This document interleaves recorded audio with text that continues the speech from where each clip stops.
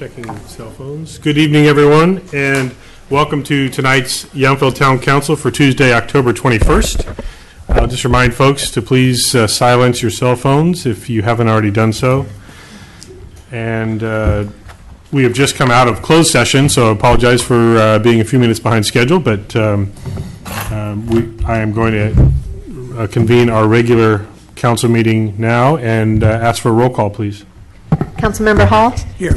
Councilmember Moeller? Here. Councilmember Dorenbecker? Here. Vice Mayor Chilton? Here. Mayor Dunbar? Here. And we have some special guests with us this evening from Troop 7159, Boy Scout Troop down in Napa. They're here, and I understand this is part of their requirement for their Citizenship in the Community Merit Badge on the way to earning their Eagle Scout badges. So welcome, all of you, and if you would like to lead us in the Pledge of Allegiance, please stand. Any or all of you can start. Allegiance to the flag of the United States of America and to the republic for which it stands, one nation, under God, indivisible, with liberty and justice for all. Figured we had to make you do a little something, not just show up and watch. Thank you. Mayor, we also have town pins for him on them. Oh, great. Dude, I don't know, not sure we have enough town pins for them, but More than 10? I have more. yes, if we need more, we will get you more. But we can add to your pin collection. But thank you all for being here. And thank you to all our other guests, of course. I'm sorry we don't have pins for you. Unless you're Eagle Scouts, then we can talk. We did have a closed session. Is there any report out of that closed session, Town Attorney? Thank you, Mr. Mayor. Yes, the record should reflect that the City Council convened for a closed session with all 5 members being present. The 3 items that were listed on the agenda were presented to the Town Council, but there was no final action taken and nothing to report. Thank you. Next up, adoption of tonight's agenda. I have a correction to item 10C. Okay. 10B, if I could actually report that out before. Yes. I am correcting Appendix A, and I'm correcting the disclosure category for Finance Director to reflect 1 and Management Analyst to be 6-7. Okay, so that's on item 10B, 10B, Appendix A. Yes, thank you. So hearing no other corrections, is there a motion to adopt the agenda as amended? I'll move to adopt the agenda as amended. I'll second. All in favor? Aye. Thank you very much. Next up, do we have Joy Eldridge in the house? She's indicated that I think this was going to be rescheduled. It's moving around, so we anticipate seeing her, I believe, November 18th. All right, we will move right past that presentation and get to public comment. And just to be clear, this part of public comment is on any item that's not on tonight's agenda. So there will be public comment opportunity during the agendized items, but this is if there's something else totally new and different that you would like to bring forward, now would be the time for that. And seeing no one come forward, we'll move right ahead to our consent calendar. We have 2 items on our consent calendar for possible action. Is there a motion to be had on the consent calendar? I'll move to approve the consent calendar. Is there a second on that? I'll second it. All in favor? Aye. Thank you very much. Next up, presentations. We will start with CAL FIRE, our Public Safety Quarterly Report.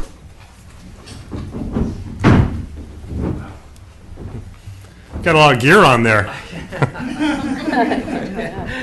A little disheveled. We have 2 quarterly reports. We missed the April, May, and June if you want to have a review on that, and then we can go into the current quarter if you wish. All right, it's been a busy time of year for everybody, so we apologize for last time that we were not present. For April, May, and June, we ran 362 calls out of the Yountville station. The majority of those calls still remain to be the medical aids,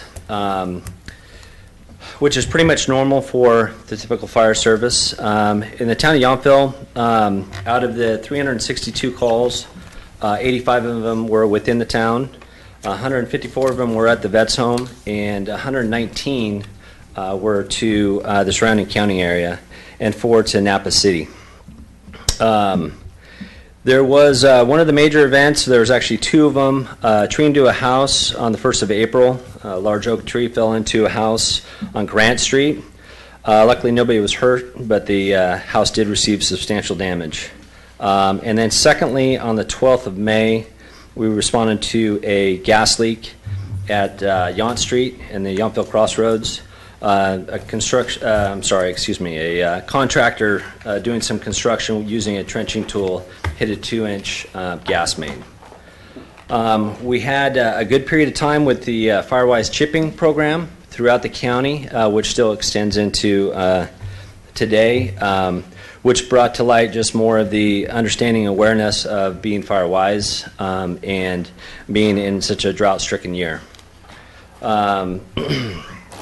As of the date of this report, there was several small vegetation fires that we had responded to throughout the county, and into the next report you'll see we had quite a few more. And we were faced at the time with a pretty daunting fire season, and it turned out to be quite that. We did attend several different special events within the town. Breakfast with the Bunny was one of them. The cakewalk at the Yountville Elementary School. The Father's Day car show and barbecue. And all of those was just another opportunity for the fire department to get together with all the community members and also the children in the community, show them our wares, if you will, and do a little fire prevention with each one of them. We started some fire extinguisher training at the local wineries, which is a normal event for us, and just to ensure that we bring that element of fire safety to each one of the corporations within our area for fire safety. Attended the Flag Day at the Vets Home, which is an annual event for us out of Yountville, along with the Boy Scout troops, and that was also another great event for us to get intermixed with the community. And then we were honored by the Napa County Survivors Reunion, and what this is, it's an event that brings the survivors of a medical event to the rescuers that attended to them. And Yountville was, the firefighters out of Yountville, there was 4 of them that were honored and recognized for their actions for a female that had sustained 50 bee stings, and if it wasn't for their actions of them, she would have possibly passed away. So that was a great accomplishment there. Our technical rescue team continues to train with the surrounding cities, so that'd be Napa City, the American Canyon, St. Helena City, on various different technical rescue attributes, which is collapse rescue or collapse structure, rope rescue, trench rescue, and confined space. And in this next quarter, you'll see how we were able to activate that team during the earthquakes. In the month of May, we concluded the Volunteer Academy, which was 6 months long on the weekends for the volunteers within the county system, and they were able to finish their academy and finally graduate. Here, the firefighters out of Yountville, they're the main instructors for a class called Firefighter Safety Survival, and that was hosted in Vallejo this year. And they utilized both Vallejo and the Napa County Training Grounds for such an event. So that concludes, I believe that was the second quarter. Going into the third quarter, which is July, August, and September. For the call volume, we responded to 448 calls, which is up from last quarter about 86 calls. Again, the medical aids are a good portion of those. I think it's 76% of the overall calls that we respond to are the medical aids. Within the town, we respond to 107 calls, which is up from last quarter, 22 calls, and to the Veterans Home, 203 calls, which is up 49. And again, that's just with the summer months and getting a few more visitors to the town. Some of the major events that occurred that we responded to is we're all well aware of the Napa earthquake. Napa County Fire, including Yountville Station, was actively involved in that response for not only the town but also the city of Napa. and so we responded jointly with them. And we were very busy that day. For the most part, we were unable to catalog all of the calls we went to because we responded outside the station and toured each one of the neighboring streets to ensure there was no damage and or fires or anything else to that effect. As you're aware of, we've had a very busy fire season. Within the county area, we had two large wildland fires, one in Butts Canyon, the other one down at Monticello Dam, that pulled quite a bit of our resources out of the county, including Yountville. And we continue to have a busy fire season. We're looking to be actively involved until sometime in mid-December, hopefully before then, but it's all in nature. Special events that we attended was the National Nights Out, which again was a joint venture with the Napa County Sheriff's Office. And apparently it was another great opportunity for us to be out in the community, spread the word on fire prevention and safety along with our partners at the Sheriff's Office. Focus Barbecue, which was in September. The firefighters participated in that, along with the movie night, Kiwanis Club, and then once again for additional fire extinguisher training within the community. Training-wise, we had another joint training with Vallejo, the City of Napa, Fairfield, and Vacaville. And that was the firefighter safety survival. So that was the end of that class that they had initiated.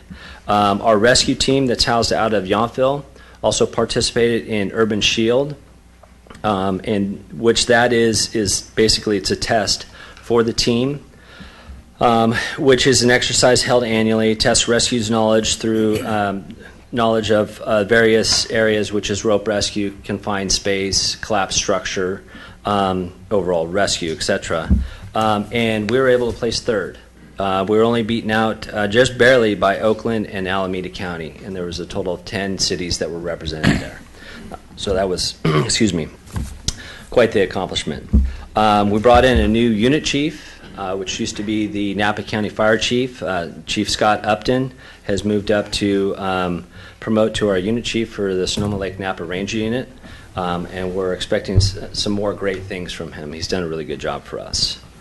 Upcoming events that we have coming into the holiday season, we'll start that annual toy drive once again, and hopefully it's a success like it always has been, and we're looking forward to that.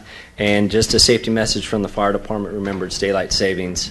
We want to remind everybody to turn their, when they turn the clocks back, they also replace their smoke detectors. And in addition to that, because of the earthquakes, we want everybody, before they start putting fires in their fireplaces, to have their chimneys checked to ensure that they're safe.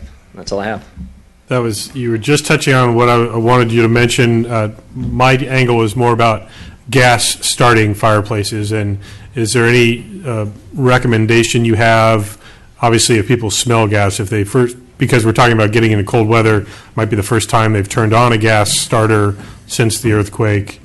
Anything that specific other than the smell of gas prior to turning it on? I would be, if you're at all concerned with it, I would have it checked out. Typically, though, the gas lines and the breaks that we have, where the valves are placed for the gas fireplaces is at or near the igniter. So the piping from the main meter to the gas, if you haven't smelt gas, then it's not broken. But what our main concern really is the movement we had within the valley is to ensure that the flue is in good repair. For gas fireplaces, it would be the emissions from burning the natural gas that can build up with inside the structure. So we want to make sure there's good ventilation in case something was wrong. And also, it might be wise if people are concerned to check their heating systems in case they're in the attic and haven't been used again for a period of time, something may have become dislodged. Is that just maybe a recommendation that they have somebody come out, whether it be an expert or, I'm not necessarily recommending CAL FIRE go out to everyone's home, but I know PG&E was offering free checks at homes for gas lines, things like that. I just much. It's same thing. Common sense stuff. Yeah, I would have it checked, and especially the way that the home heating systems work with the attic base unit. There is a gas line that is plumbed in with the auto igniter on it. And so if you haven't used that system and drawn any gas into the system, it is a good idea. Especially if you had any type of damage within the home, where a lot of either the dishes or items fell off the wall, where there was considerable amount of shaking, I would have your systems checked for sure. Okay, thanks. Any questions from the council about the reports? No, but thank you and Very good. congratulations. Thanks very much, and Thank you. thanks to the whole CAL FIRE response to the earthquake, not only for Yountville, but I know there was a lot of mutual aid going on down to Napa, Browns Valley, American Canyon, even to Vallejo. So it was an impressive team effort. Busy time for everybody. Yeah, thank you. All right, thank you, everybody. Our other public safety report, the Sheriff's Department. Welcome, Sergeant. Good evening, Mayor, members of the council. I'm here to present the third quarter law enforcement report. This quarter, the Sheriff's Office participated in several events in town, including the 4th of July fireworks. And even though it was a Friday, we almost beat our best time for clearing out traffic. I think we had it down to 42 minutes. We participated in National Night Out at the Community Center, the Wellness Fair, and we also did a Drug Take-Back Day in September. As for the crime trends, we've had 2,475 calls for service so far this year, which is a slight increase over prior years, and it continues to follow a gradual upward trend on the overall number of calls. We've had more crimes against people than last year, but the numbers are still within the average range compared to prior years. There have been 19 people crimes so far this year. 3 of those were domestic violence incidents this quarter. Those DV cases were somewhat unusual in that the suspects in 2 of them were female, and we typically tend to see males as the primary aggressor, so they were a little unusual. The majority of the other cases were just simple assaults that occurred because of the busier summer months. The number of property crimes continues to decrease. We had, at this point in the year, we had 50 in 2012, 47 in 2013, and we've only had 37 so far this year. Total number of investigative reports remain consistent for this time of year with 137 reports taken so far. Number of arrests has increased from 12 last year to 28 this year. The increase is partially due to the increased number of people crimes that resulted in several arrests. The rest of them were just kind of a mix of violations with disturbances and alcohol violations. Calls for service at the Veterans Home accounted for 15.9% of all the calls for service this quarter. For traffic enforcement and collisions, this quarter, Yountville deputies conducted 81 traffic stops and issued 33 citations. An additional 28 traffic stops were made by in town by deputies from Valley Patrol. We've issued 206 parking cites this quarter, and the total number of citations so far this year is 587 versus 350 that had been issued at this point last year. Number of traffic collisions remain consistent with prior years. We've had 13. There were 5 collisions this quarter, 2 involved minor injuries, and there were no fatalities. For vehicle abatements, we had, this quarter we had 9 on public property and 1 on private property. 3 resulted in tows. The others complied with warnings. And for the highlighted case, it's actually this quarter, but I just wanted to express our appreciation for the new Yountville Days Parade route. We kind of gauge how things go based on how many people yell at us while we're doing traffic control. And I'm happy to report that this year was a lot less citizen complaints and everything seemed to go smoothly. Good. So that's it. Is there any questions? I think we're going to hear a little more about Yountville Days in just a moment, but any questions about the report? Councilmember Mueller? I just wanted to make one comment because I promised my several constituents who have called me. I've had several complaints about people excessive running of the stop signs at Madison and Yount, and also Vista and Fennell. We have an old folks facility out there, and they're out there with their walkers. So if you could pay special attention to those intersections, Yep, we will make a I concerted effort appreciate to work those hard. All right, thank you. Okay. I know that the town did put a speed limit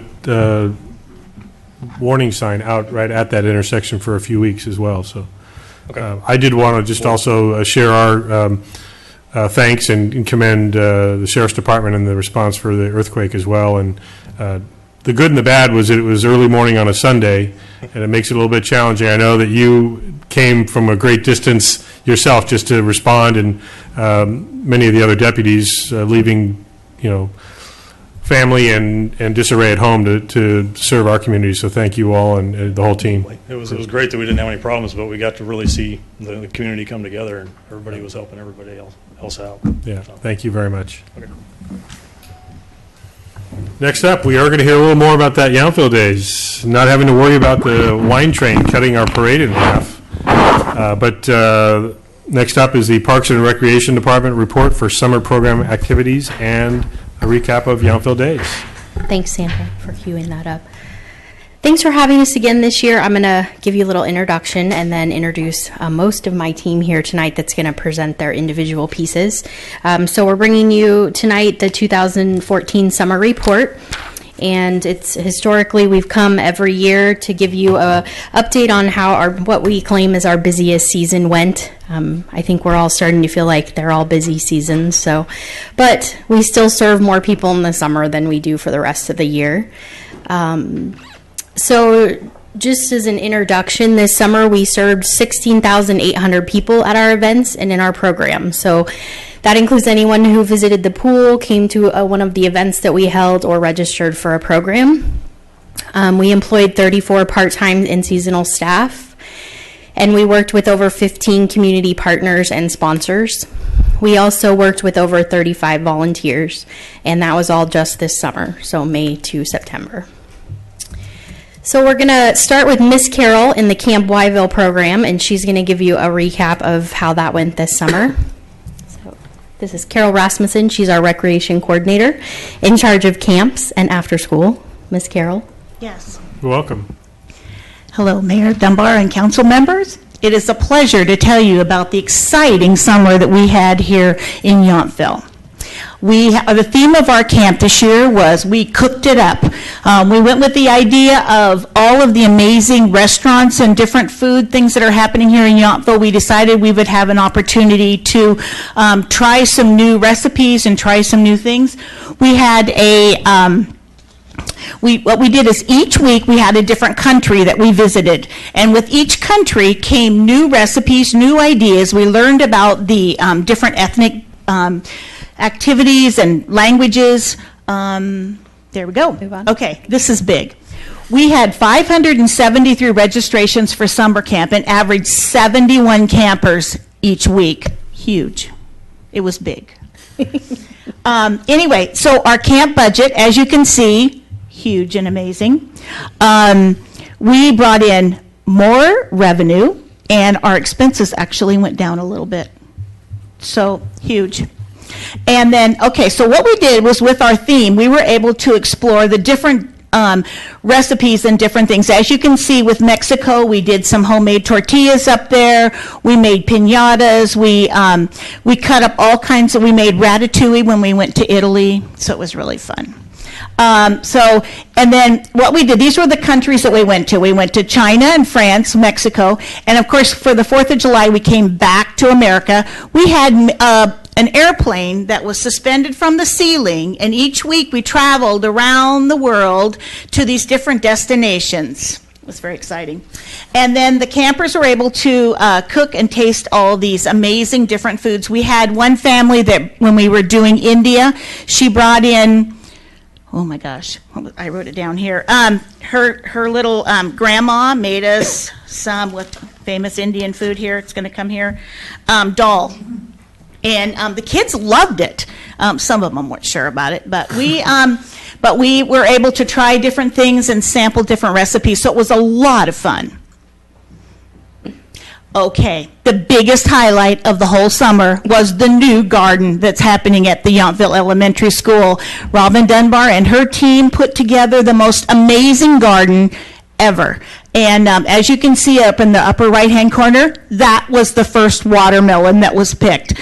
We actually had a total of 5 watermelons that we picked out of that garden. It was so fun, and the highlight of picking that watermelon and actually cutting it open. The first one was a little light pink, but We ate it anyway. It was perfect. And as you can see, the kids had an opportunity to cut and chop and enjoy all of the amazing garden items that we were able to harvest. It was so fun. It was very exciting. We got to be the first because everything came, everything was ready to pick during the summer, so it was great. We got that first opportunity. We also collaborated again with the Yountville Library. We did our summer reading program. They also provided a couple of activities where they had some puppet shows and some other theater activities for us, so it was really fun. Of course, the Yountville pool is always the highlight. Every Tuesday and Friday afternoon, we went to the pool. Of course, gardening was a huge, big component here for this summer, especially with the cooking components and the new garden. And always, every Thursday, we went on these amazing field trips with this beautiful bus. We used our local bus company, and so that was always fun. That's it for you. And there we go. So, are there any questions? Sounds like it was a successful summer. Absolutely. Huge. And also, I just wanted to let you know that the brownies that I brought here today for the council members to try, you have now had a serving of broccoli in your day, because we put broccoli in the brownies. You can't even tell. We tricked the kids and we tricked you. I think I better not say anything. They weren't bad, though, were they? They were good, right? Not so bad? Could you taste the broccoli? No, I'm just saying it's a good thing we weren't allergic. That's true. Okay. They were awesome, Carol. Thank you very much. So next up, Lisa Tyler, who's our facilities manager and oversees the aquatics programs. Good evening, Council. Hello. How do I follow that? You've got to be I'm huge. going to wow you with You've gotta be numbers, huge. okay? All right, so the Yountville Community Pool opened on Saturday, June 7th this year. The schedule remained the same as previous years with our senior swim and veteran swim Monday through Friday and Sundays from 10 to 12. We also added a lap swim this year in that time frame with the senior swim, which worked out very well for us. Community swim continued from 12 to 4, 6 days a week. We had resident swim on Saturday nights, and we have family pass swim nights on Sunday nights. And we also added a new class called Aqua Aerobics. This ended up being held on Saturday mornings from 9 to 10 and became a very popular class for us. So the pool was open a total of 75 days this season with 54 hours of programming per week. We employed 18 young adults this summer, the majority being lifeguards and 6 were pool attendants. And we again were able to rely on 12 returning staff from the previous summer to help us bring experience and continuity to the pool. Community swim time was again a very popular time. We had an increase of 581 people from last summer, and that showed us an increase of 18% of resident utilization and 17% of non-resident utilization. We did have a decrease in senior veteran swim this summer, and as I previously stated, we offered a lap swim during this same time frame, which added an additional 245 participants from the 10 to noon swim time hour. Swim lessons, again, were offered for 4 sessions this summer. Total enrollment increased by 60 students this summer. Our highest enrollment was in our Session 1 and Session 2 classes. Our guppy and tadpole classes were our most popular classes, and our 4 to 5 p.m. time slots were very in great demand. We also had private swim lessons again, which were very successful. We offered them on Wednesday and Friday mornings and on Saturday mornings. We had 64 students this year as compared to 26 last summer. So total swim lesson revenue, including private lessons, was $14,836. So when looking at the pool summary, you will see a very positive revenue-producing summer. Entrance fees were up $3,976. Lap swim took in $245. We had couple, family, and individual passes sold. We sold 72 passes, generating a total of $10,407. Camps and parties increased total revenue to $5,206. Our snack bar concessions were up $479, totaling $6,400. And we had our junior lifeguard class again, which we had 11 participants, which held its own this summer, collecting $858. So our total revenue for the 2014 season was $58,028. This is an increase of $5,969 from the 2013 pool season. Pool expenses also showed a decrease this year by $1,585 as compared to the 2013 season. And to conclude, some recommendations possibly for next year would be to continue adult lap swim passes because they do generate revenue during our free senior veteran swim hour in the mornings. Possibly increase pool party fees slightly, thus increasing the time frame from a 3-hour time frame to a 4-hour time slot. Because of the logistics of trying to clear the pool before community swim ends is a little tough when they're only doing 3 hours and trying to figure out who's all in the same party. So it would work better that way. And to increase, possibly increase swim lesson fees slightly to cover the increased staffing overhead that's occurring right now. So overall, we had an extremely successful pool season. This could not be accomplished without our seasoned pool manager, Sarah Wolf, and a dedicated pool staff of young adults providing excellent customer service in a safe and friendly environment. Do you have any questions? I just wanted to bring up one point that was presented. I think we hear this every year, that there's a late, hot September, and the flexibility or lack of flexibility we have to extend the pool season. Residents, when it's still hot, they're like, well, why are you closing? And typically one of the answers is lifeguards go back to school. But I don't know if there is any flexibility that we might have, if there are projections, or if it's just too hard to coordinate, and also then we have additional expenses. Well, we do have additional expenses, but the prime reason is that our lifeguards do go back to school. They either go back to high school, and a lot of them are in sports, so during their afternoons after they get out of school, they're practicing their sports, or they go back to college, and that means usually they're out of the area. So unfortunately, unless we had full-time lifeguards on duty, it's almost impossible for us to do that. And then our pool manager also is not a full-time employee with us, so she also goes back to school and has a full-time job as a substitute teacher. I just wanted to kind of remind folks that was the reason that we weren't being Grinches about closing it down when there's still hot summer days happening out there. Unfortunately, that's what a seasonal pool is about, and Mother Nature sometimes does throw that. But we had a great summer, and we had a really warm summer, so I think a lot of people took advantage of the pool this year. And we would never be able to be going this late in the summer when we've had our Indian summer in October. So, very good. Any other questions? Yeah, Councilmember Mueller? Just another question. I often hear from some of our veterans that they're confused about senior swim and veteran swim. So, because all the veterans are seniors, but not all of our seniors are veterans. So, I'm not sure. I don't really know, because I always write it down when I tell them. Are all the veteran senior hours the same? So how it works is from Monday through Friday and Sundays, seniors that are over 65 and veterans can come swim at the pool for free. And veterans are allowed to come swim during community swim hours as well, as long as they can just show us that they're a veteran of the California Veterans Home.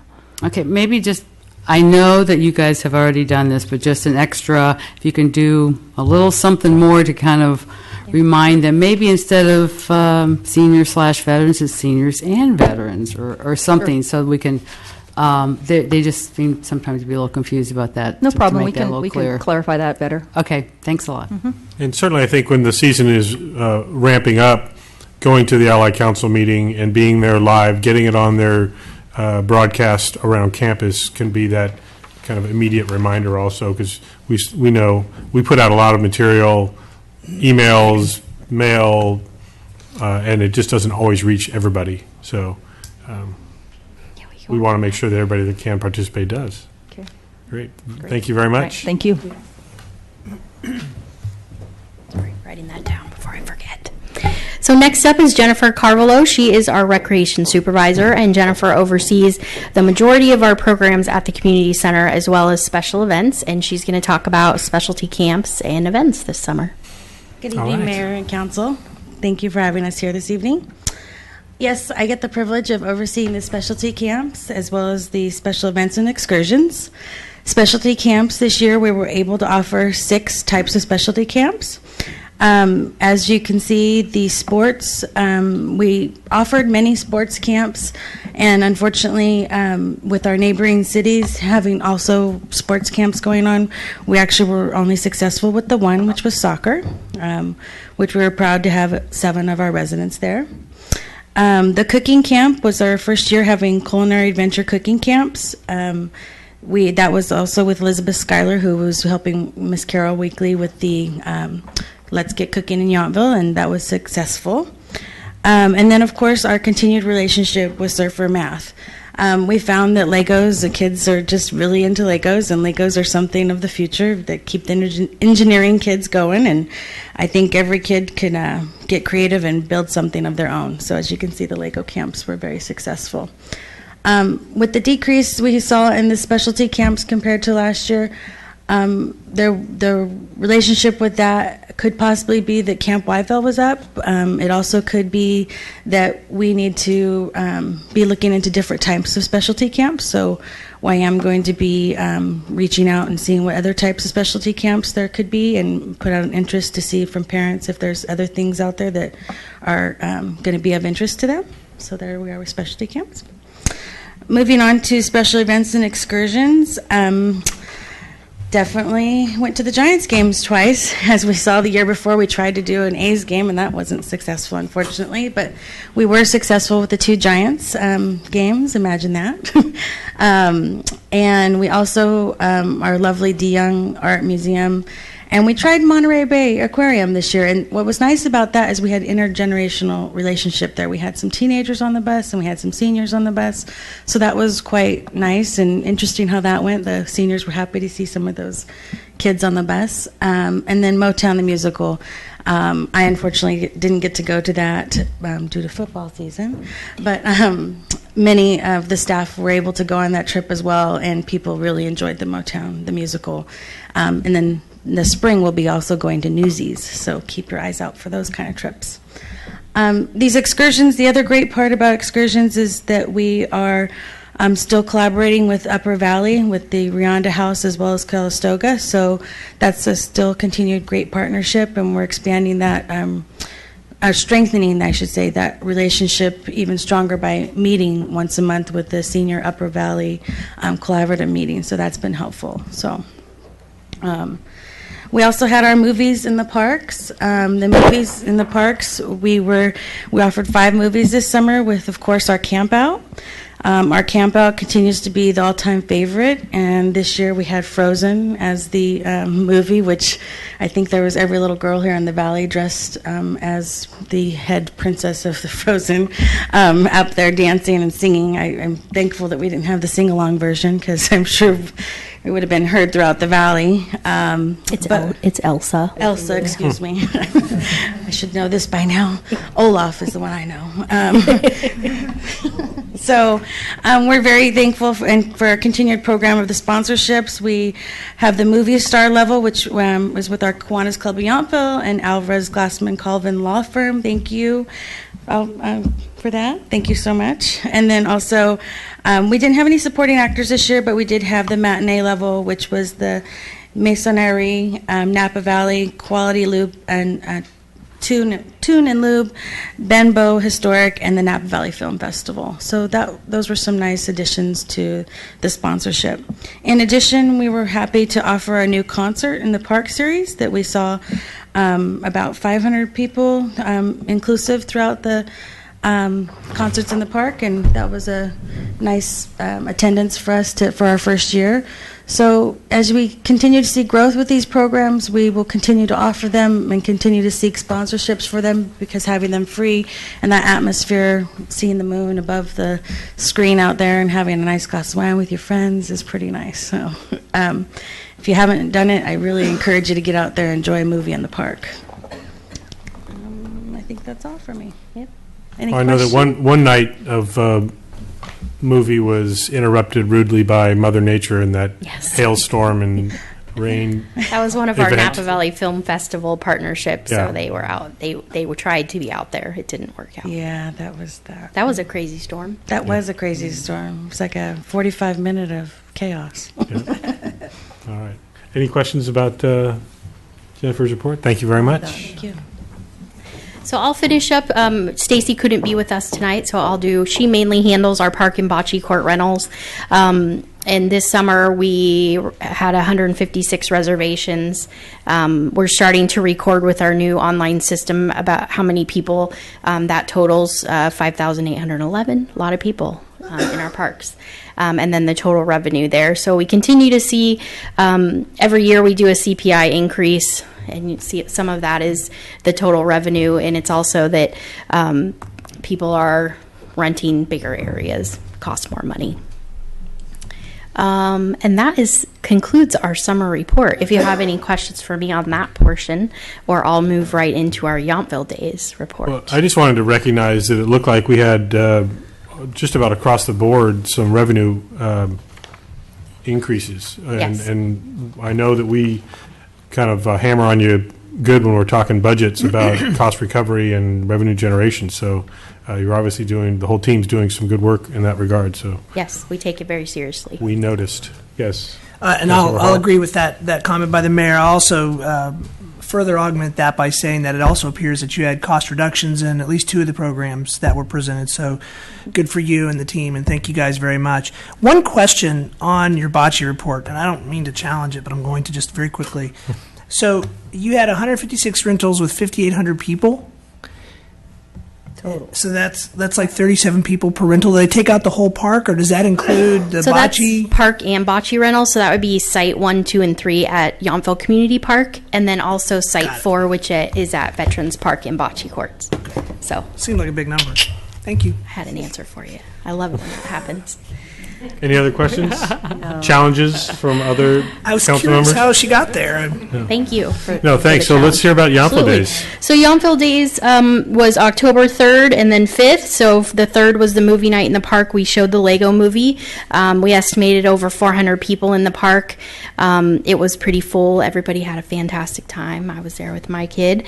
We also did something we haven't done in the past. The last 2 movies in the park, we partnered with the Yountville Elementary School 5th grade class, and we let them run our concession stand in order to fundraise towards their outdoor education trip.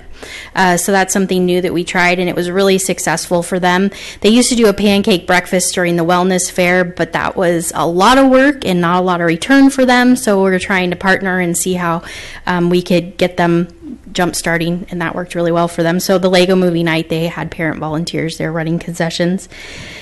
And then on the 5th, we had the Yountville Days Parade and Festival, and as Doug mentioned, we did try the new route this year. People were calling me from town. I was very nervous, but we did it, and it worked really well. So starting at 10 a.m., which we chose strategically based on when the Catholic Church had their Mass that morning, as well as when the hotel checkout times were and when most restaurants had their first reservations of the day. So there was a lot that played into our reasoning for why we were trying to make these changes.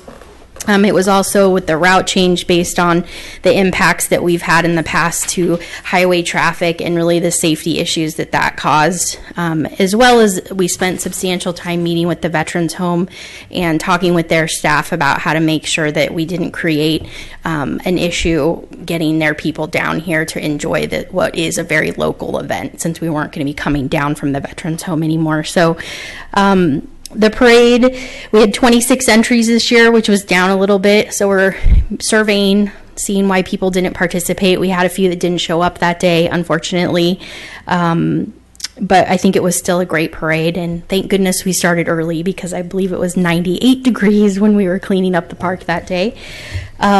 We had 40 donors towards our raffle and also towards the festival itself. So for the second year, we had Bistro Gentil as well as Ranch Market 2 came in with high-level sponsorships to help offset some of the costs of the event. So we want to really thank them for their support in that. And then 38 other donors who gave prizes for our ever-growing raffle, which is fantastic.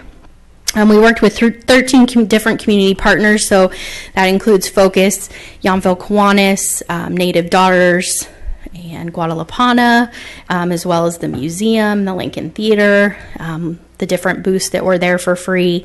And the food booths, we give them the opportunity to fundraise for their individual efforts. And I got some really great feedback from two. One of them felt like attendance was down at the festival, which we kind of agree with, but it was so hot that people really petered out at right about 1:30. So we also had upwards of 30 volunteers that make this event happen, and so we really want to thank them. We send them thank you notes.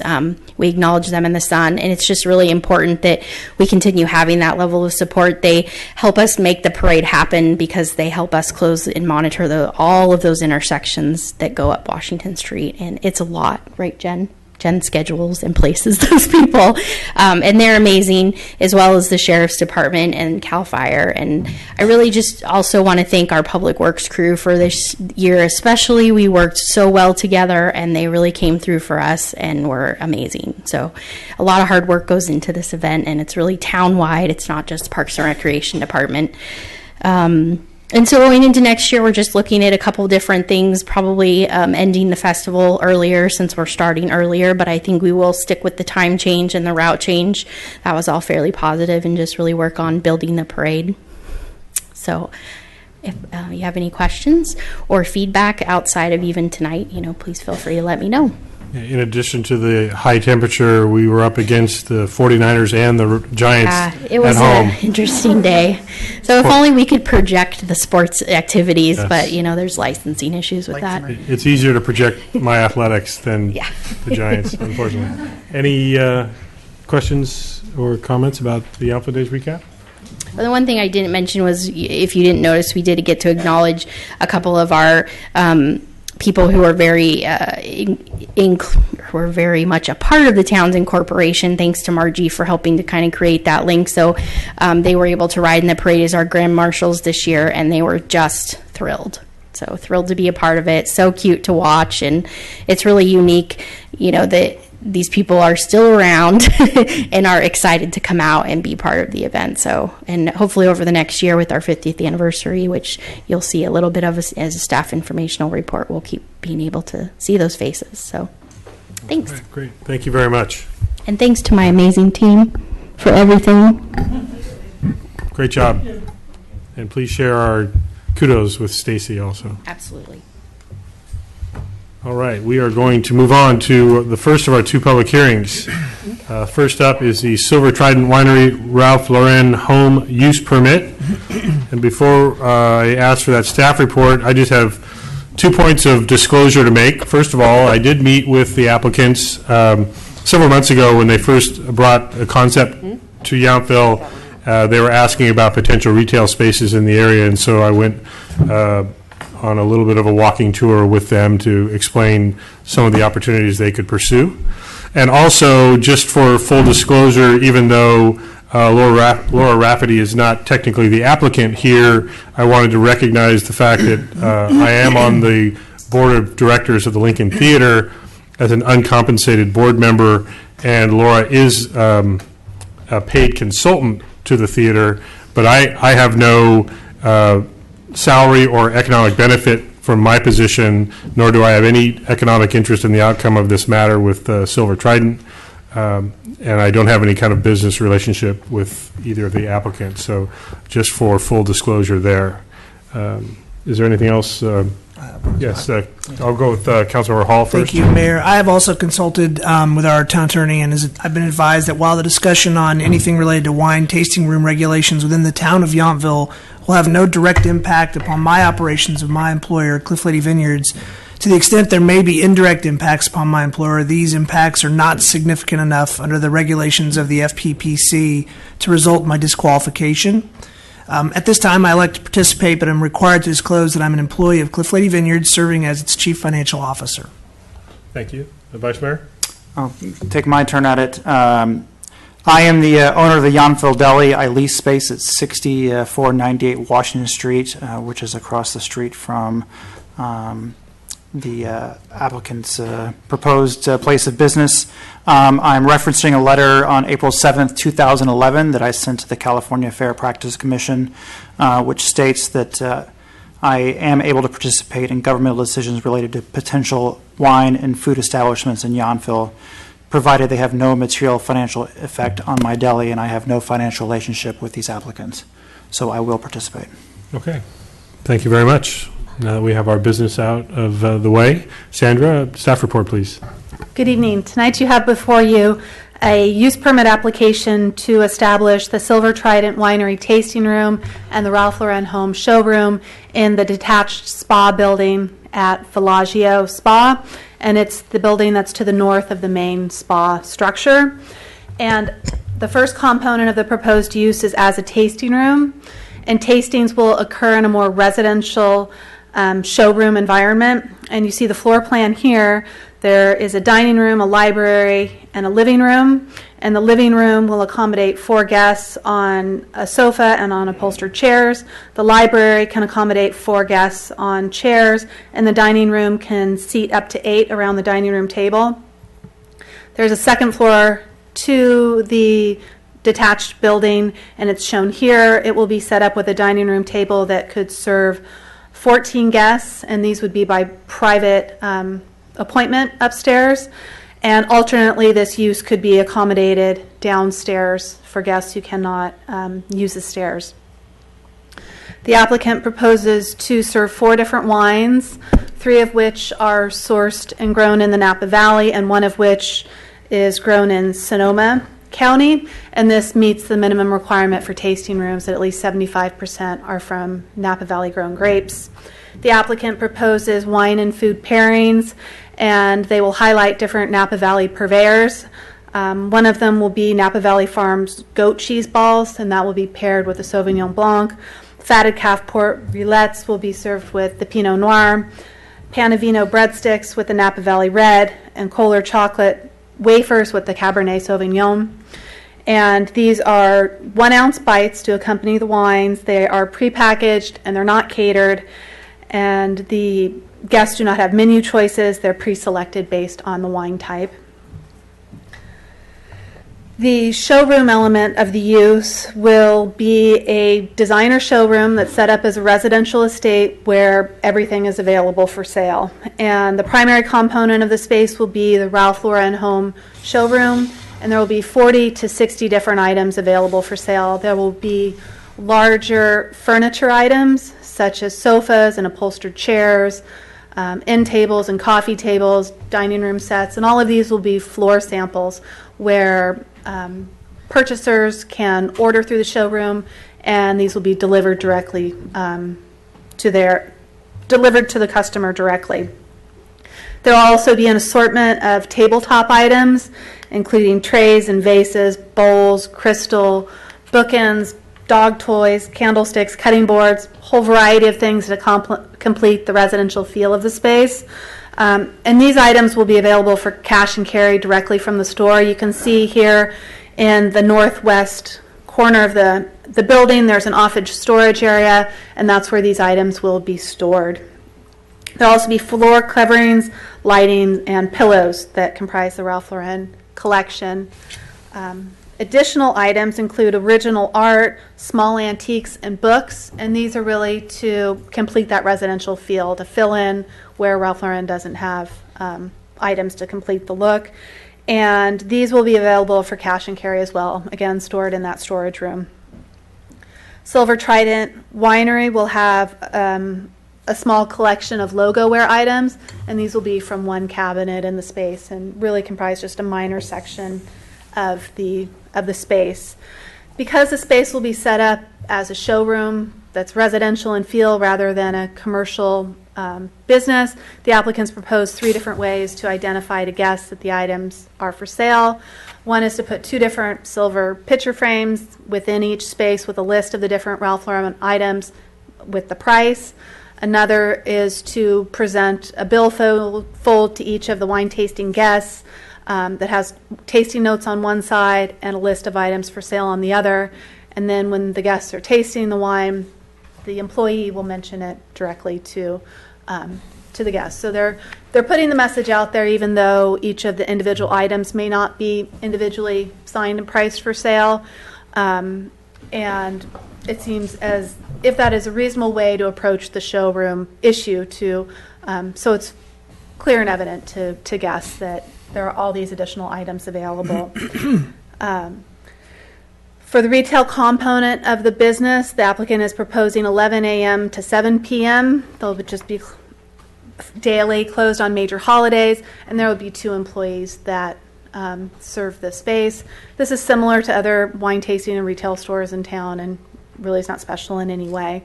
The last element of the proposed use are for special events, and the applicant is proposing these between 11 a.m. and 9 p.m. It would be by prior appointment or reservation and known in advance.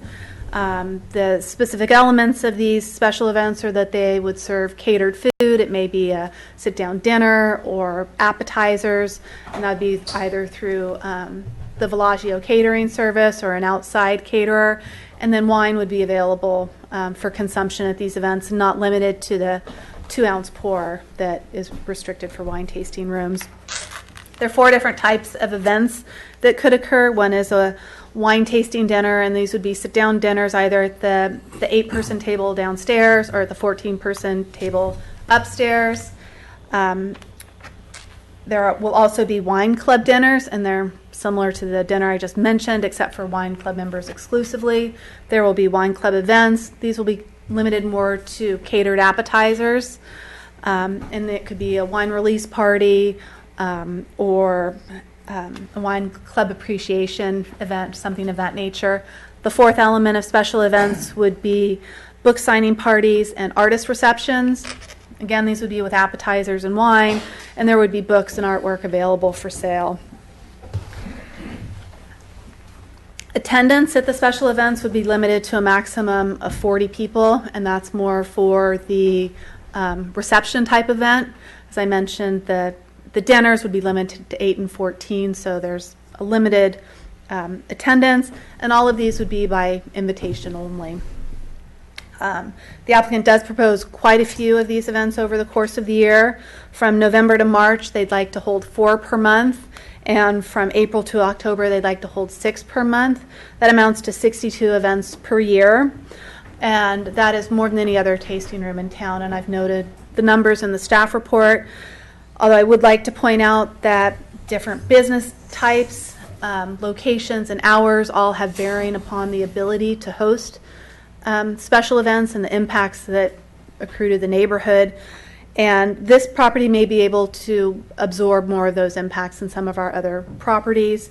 It's located in the primary commercial zoning district, which is the most permissive of the zoning districts.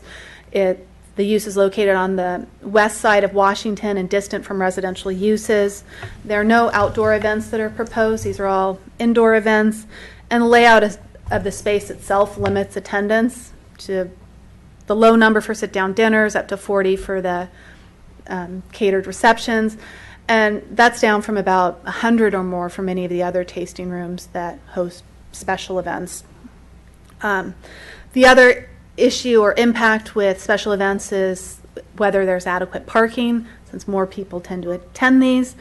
In this case, it's expected to meet the demand. There's an on-site lot for 32 spaces that meets the demand both of this proposed conversion of use for this space as well as Villaggio Spa, and that's at the 1 space per 250 square feet of floor area.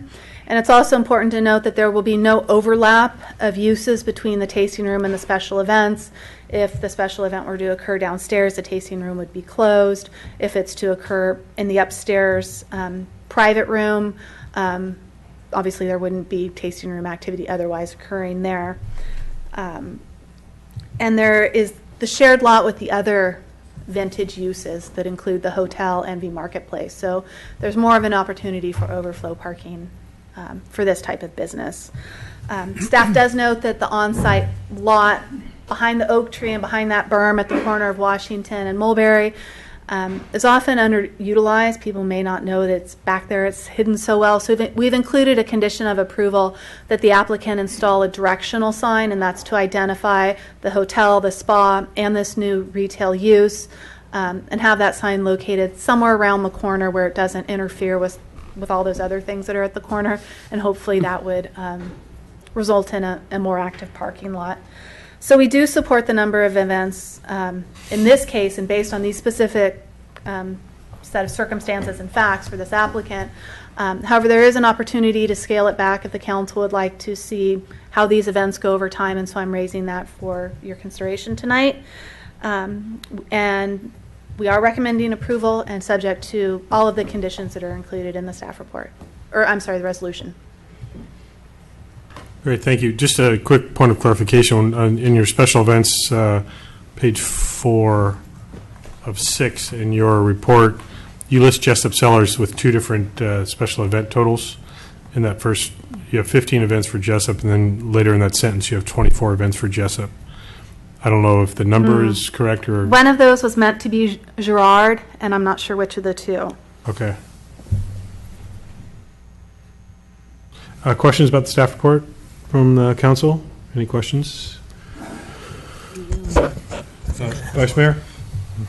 Sandra, you mentioned that this application has requested more special events than we have approved at other tasting rooms. Do you know what the highest is in the next? Up to 24 events. That's the Jessup. Okay, so Jessup, Priest Ranch, and Masonry, the 24. Either Jessup or Girard, one of the 2. Yeah, exactly. However, there are some of the hours. No. Okay, sorry. There are some of the earlier approved tasting rooms where we didn't put a limit on those, and that's Hill Family, Hope and Grace, and Napa Style. So they could be holding more. We don't really know. Okay, thank you. Councilmember Hall. So I'm just curious about the general and change of the use intensity there. I mean, it is in the residential, it's in RSC, right? No, it's primary commercial. Primary commercial. So do you anticipate, or is there an expectation that the increased intensity and people trying to find parking is, I mean, it's already a little bit of a challenge there in Mulberry and Washington. Are they going to be directed there at that corner to take a left, which is unusual for people? Is there any concern about the intensity of the number of people going in for an event, or... No. We imagine a directional sign more akin to what's used at the marketplace. Lets people know there are these large parking lots on site. There is the parking lot for the uses itself, but then the overflow parking with the other uses means there's ample parking really for everyone in and around that area. So we're much less concerned with parking than we would be for any of the uses on the east side of the street, and especially where those lots have very small parking lots that fill up, like Bouchon, they fill up, and where do those people go? There's overflow here that's really quite unique in town. Yeah, I wonder only because, I mean, with the ranch market and people trying to pull up and down Washington Street, people parking, trying to get to Bistro Gentil, and then how am I going to get to that parking lot? Well, just park there on the street, make a U-turn in the middle of Mulberry, Washington. We see it happen. So I anticipate there'll have to be good communication to the guests or the visitors that are coming as to how and where they're going to park. So, okay. It is in front of our sheriff's substation as well. Yeah, that doesn't stop people from making U-turns in the middle of that intersection. Sure. Okay. Councilmember Muller, did I see you leaning forward with a question? No, I was just agreeing that people don't stop in front of the sheriff's substation. Sorry, Doug. Sergeant's still here. He's taking notes. And with no other questions about the staff report, I'll open the public hearing and invite the applicant to come forward and make a presentation, and then we'll proceed from there. Welcome. Welcome. So, good evening. My name is Bob Binder, and I'm the proprietor for Silver Trident Winery. And before I got into the wine business, I was actually the co-founder of Oceana Cruises. And Oceana Cruises is a culinary-based cruise line. It's a luxury line that focuses on the food and wine. And at Oceana, Jacques Pepin is our executive culinary director, and he directs all the restaurants. We have a partnership with Wine Spectator to do some tastings on board. We also work with Bon Appetit magazine to do a cooking school at sea. And most relevant today's conversation, we also work with Ralph Lauren Home as they furnish our top suites, our owner suites on the ships. And that's what's led to this concept of this partnership and this joint venture with Ralph Lauren Home. To tell you a little bit about Ralph Lauren, the company's been around since 1967. And Ralph Lauren is sort of iconic American brand. It's known for being sophisticated but not stuffy. The Ralph Lauren Home collection is quite extensive. They have everything from furniture to lighting to fabrics to tabletop accessories. So it's a very large collection that's in the Ralph Lauren Home group. Now, Silver Trident Wine, we're a very small little winery. We're privately owned. We only produce 1,600 cases of wine a year at this point. 85% of the grapes actually come from the Napa Valley. Some of it's estate fruit from up in St. Helena. And we also have partnerships with Andy Beckstoffer, where we get our Cab, our Cab Franc, and our Malbec from, as well as our Sauvignon Blanc. And the winemaker for Silver Trident Winery is down in Napa. It's Carrie Oringer, and she works with wineries such as Scarecrow, Hollywood and Vine, and Kiever in the past. So what we're actually proposing is sort of a different concept. It's really a seamless integration between the retail and the wine experience. And the idea is that when the guests come into the studio, it's going to feel like they're entering a private home. We want them to settle in either the living room, the library, or the dining room and relax like they're in a private estate home. But the unique part is everything around them will be available for purchase. So when they're sitting in the living room, the couch will be available for purchase, the table in front of them, the stemware that they're presented with, the cutting board. And as they look around, they'll see the vases, the tabletop accessories, and all these items will be available for purchase. So we're trying to closely integrate the retail with the wine tasting experience. We are going to be charging a $20 tasting fee, and that'll be waived with a $75 purchase. To give you an idea of the concept rooms that we're working on for the design, we're targeting opening the 1st of March. For the dining room, we're going to have it set up sort of like this image here, where the chairs will be Ralph Lauren Home products. The books wouldn't be, but the artwork, the plates, the glasses, the decorative items, the stemware, the little silver trays would all be part of the Ralph Lauren Home collection and available for purchase. The main room is going to be the living room area, and this is the level of formality that we're targeting for the living room area, and all these items in this photo, except for the books, are Ralph Lauren Home products. And this will give you an idea of the type of experience that we want the guests to have. It's another vignette showing some more of the Ralph Lauren Home products. And finally, just to give you an overview, as we mentioned, the furniture line is quite extensive. We don't anticipate it's going to be the main items that we sell, but they do include anything from beds to mirrors and tables and end tables and couches and chairs. Their lighting collection we will be representing. We'll have their hanging lights, some floor lamps, some tabletop lamps, sconces. We'll have all those components represented in the studio. And just to give you some specific items that we know we're going to be including, this is a lamp that we're proposing to include in the living room area. There'll be 2 of these as part of their new collection. Another item is, well, we'll be presenting the wines by bringing them out in this teak tray. It's a nice item that the guests could easily take in their luggage and take with them, so we'll have these available as a cash and carry item. This is a champagne bucket, as they call it, and it's actually made out of porcelain and black leather. It's a good size and something that's unique. It's hard to find. It's not available extensively in the retail community. And here's a crystal bowl, and we'll actually be featuring 2 of these bowls because they're very good sellers for the Ralph Lauren group. And finally, just to give you another example, this is one of their little leather boxes, which is all hand-stitched, and it's something that's about 10 inches in size and something that the guests could easily take with them as a cash and carry item. So the way we're going to be doing the sales and marketing, our target market are individuals with household incomes over $200,000 or $1 million in net worth, but most importantly, they're lovers of fine food and wine. Part of that reason is currently most of the clientele that purchases the Silver Trident wines are guests on board our ships, and we have that culinary tie-in, and we know that our guests are lovers of fine food and wine, and we're going to be marketing to the Oceania guests to come here to the Napa Valley and visit our showroom. And also these demographics closely monitor what they have at the Ralph Lauren Home Group. The way that we project the sales is we anticipate that we'll be selling about $2,250 per day in total. of which $1,500 would be wines or Silver Trident Winery products, and $750 per day would be merchandise, and that is our estimate. Now, as far as those rooms that Sandra went over, as she mentioned, there's going to be a living room that accommodates 4 guests, a dining room that can accommodate up to 8 guests, a library that can accommodate another 4 guests, and then on that first floor, we also have the office and storage area. And in that same area, we'll be storing all the cash and carry items, as well as our wines and our stemware. And we will be installing a sink, a dishwasher, and a dishwasher only for stemware. The back office area will be accessible only to our team members and not for guests. Also on the first floor on place, there is a restroom. There's just a small adjustment that needs to be made to make it ADA compliant, and that's to raise the toilet paper roll by 2 inches.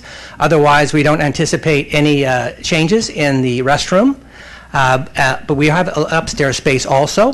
The upstairs space, we can accommodate up to 14 guests for a seated tasting, and those upstairs will be used for by invitation items only. So it wouldn't be something that would be open to the general public. It would be for by invitation only. And here are the diagrams which Sandra already presented. As far as the tasting, we're going to begin with our Sauvignon Blanc, which is the fruit that we get from Rutherford. Then we go into a Russian River Pinot Noir called the Benevolent Dictator. And then we have our Napa Valley Red Blend. And finally, our flagship, our Napa Valley Cabernet Sauvignon, which is our state fruit and also the Beckstoffer fruit. The tastings, the reason why we're doing this, a taste of the Napa Valley, is 2 points.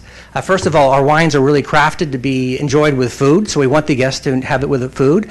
And also, we want the guests to linger and notice all the Ralph Lauren products in the rooms and really experience those products and be part of it. And then we have a chance to sell them those also. As Sandra mentioned, they're small bites, limited to just a cheese ball from Sky Hill Farms, a pork roulette on a multi-grain cracker. The red blend has a breadstick. It's a pencil-shaped breadstick from Panevino, and finally a wafer of Kohler chocolates. And they'll be all presented on a 6-inch Ralph Lauren silver tray. The hours, Sandra mentioned, they're from 11 to 7, which would be relatively standard. We'd be closed the 3 main holidays of the year. We'll be hiring 5 individuals for staffing, and at any time 2 will be present. We'll be hiring a guest relations director, 2 part-time and 2 full-time additional coordinators. The special events request we put in might seem a bit high, but it's because of the nature of our second floor facility, which will be for by invitation only events. We requested 4 per month during the November to March time frame, as well as 6 per month during the April through October time frame. And as stated, those events would be such items like the wine tasting dinners, wine club events, book signing parties, and artist receptions. In some cases, our private events will be taking place downstairs. Sometimes they'll be taking place upstairs. Sometimes they'll be taking place both upstairs and downstairs, but they'll never be taking place outside. As far as the signage is concerned, we're requesting 1 sign, and it would be a hanging placard shingle sign that's 2-sided. It would be running perpendicular to Washington Avenue. It's 4 colors, and there's no lighting directly on the sign. So that concludes my presentation. I thank you so much for your time, and we look forward to being part of the Yountville business community. Thank you. Let me see if we have any questions for you before we open it up to other members of the audience. Any questions of the applicant? I have a couple. Councilmember Hall? Thank you so much for your presentation. I don't recall seeing it now, although I'm looking through this. This is going to be open to the public, correct? Yes, reservations are only required for groups of 6 or more. Okay. But upstairs will be only for by invitation events. Okay. So the first floor will be for the general public. Okay, so the $20 tasting fee, if I walk down the street and I walk in, I get $20 tasting fee, and I get that paired with the 4 wines and the foods. Yes. And concierge, or consultant, a wine consultant, is going to do an educational process for me on what I'm tasting. Yes, you're going to be relaxing. We'll be telling you the story about the wines, yes. Okay. Okay. I think that's, so the parking and all of that, I mean, because we've already sort of established that there's a multitude of parking, not just there, but potentially behind the additional staff and people there are not the issue, or not a challenge. Okay. I think that's the only question I have at this moment. Let me go back through my notes. Thank you. Other questions of the applicant? I do. Councilmember Dornbecker? Yes, hello, thank you for your presentation. I was wondering about the purchasing process. When someone wants to buy a piece of Ralph Lauren, whatever it may be. And so I read in the staff report that they would actually be purchasing them online. Is that correct? No, it's not going to be available through the website at all. The Ralph Lauren merchandise will not be available on our website. It can only be purchased in the studio. Only purchased in the studio and paid for there. And paid for in the studio, yes. I see. And I was wondering how you came up with your estimate of sales of $2,200 a day. So we got to that in two ways. As far as the component, as far as the wine sales, we consulted with other wineries that were willing to discuss about their average types of sales, so we got a general feel. And we also looked at the number of cases that we have, a number of wines in our product line, and we felt that the $1,500 was a conservative but fair estimate. And after talking to some other wineries in the valley, we felt fairly confident in that number. And as far as the Ralph Lauren number, we consulted with the Ralph Lauren team as far as the $750 a day, and they also said that they would feel that we probably sell more of the cash and carry items than any of the furnishing items. Because the cash and carry items range anywhere from $25 up until a couple $1,000. But for instance, like the couch in the main room is $32,000. So some of these items are quite high end, and we're really staging this with the 40 to 60 Ralph Lauren products to be mostly composed of cash and carry items. I was looking at some of the cash and carry items examples that you had, and a leather box for $395 is a high price point. Right. We are sort of hoping to have a little bit more local serving businesses in town, and that's why we did ask for the retail component. But let me ask you, are you planning to hire locals from Yountville to work in your tasting room? Yes, we're going to hire 5 individuals, and we're going to start hiring in January is when we'll begin the hiring process. Mm-hmm. And we're not bringing anyone in from Ralph Lauren, but we'll just start interviewing in January. These will all be Silver Trident Winery employees. And I should also point out, I chose those 5 items because they're ones that I know of and they'll be in the tasting room. But we have some candles and some decorative glasswares that start at $25. So there are items in the lower price points. And I think they'll also be very attractive for those guests who want to pack them and carry them their guests, or for locals who want to buy them for their own homes. And my final question to you is, how necessary really is it to have 62 events per year? That's higher than any other tasting room in our town has been allowed to do. Yeah, we requested that large number because the second floor, the way it's composed, the second floor, we can only use it for special events. And so that's why we requested a slightly higher number than would be normal. I think it would be, obviously, as Sandra pointed out, it's higher than the other wineries with the exceptions of some that have unlimited numbers. Thank you. That answers my questions. Thank you. Vice Mayor, any questions? My only question, you talked about Oceania. This doesn't directly have any association with Oceania Cruises, is that true? Or? No, it doesn't have any direct association at all. I only gave that background to let you know how I came about the Ralph Lauren relationship, okay, and that they trust us to be a custodian of their brand based on my prior relationship. Understood, okay. Thank you. So the only question I had, just to reinforce, because the concern I had originally was also the ability to identify the sales tax origin, and I see in our conditions of this permit, it would be all retail transactions initiated from the tasting room and showroom shall be designated as Yountville, and sales tax shall be reported accordingly. Can you explain the process to designate as Yountville, and so that we do in fact receive the sales tax? Right. As I mentioned, we're not going to have any of the Ralph Lauren or other merchandise available for purchase on the website, and then we'll abide by all the tax requirements. So the guests will only be able to make the purchases directly in the showroom. Any items that are cash and carry, including wine or other merchandise, would obviously be charged a local sales tax. Anyone who would like something custom made or shipped In California, we'd be charging a local sales tax. The only challenge would be if someone asked to have a piece of furniture custom made and shipped out of state, and I'm not sure how the tax laws would permit us to charge the Yountville sales tax in that case. So, town manager is leaning forward. You may want to chime in. Well, I think one of the things, we've crafted the language a little bit because what we're trying to do is make sure that what's important for sales tax designation is that the transaction and the revenue occur in Yountville, and then the fulfillment can occur externally. And that's the key on the shipping.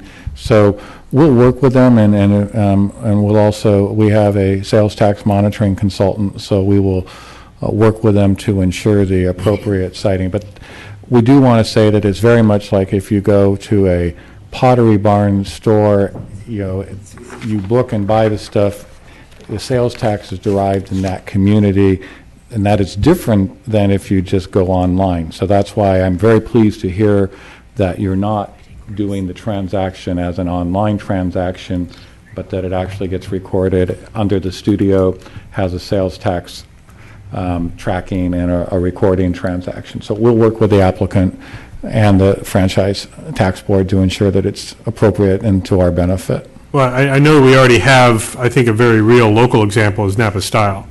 And there are products that are available online through their catalog, but in the Napa Style store, clearly the sales tax is calculated locally. So we do have some, at least that one, if not other, examples of it happening already in Yountville. Okay, I think that's it for our questions for now, so thank you for that. I'll invite any members of the public that are here tonight that would like to comment with either questions or comments. Now would be the time to come forward.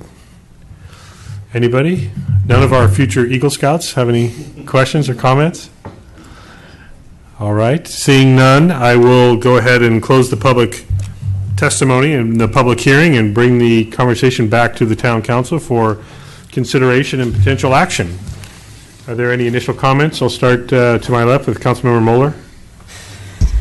I think we've heard it mentioned by a few of the other members here. I think the only real concern I have is about the number of special events. I'm not real sure. I think my preference would probably be to limit those to the maximum number, probably of 24. I'm certainly open to the applicant coming back once they get going for 6 months or a year, whatever is reasonable, and let us know how things are going.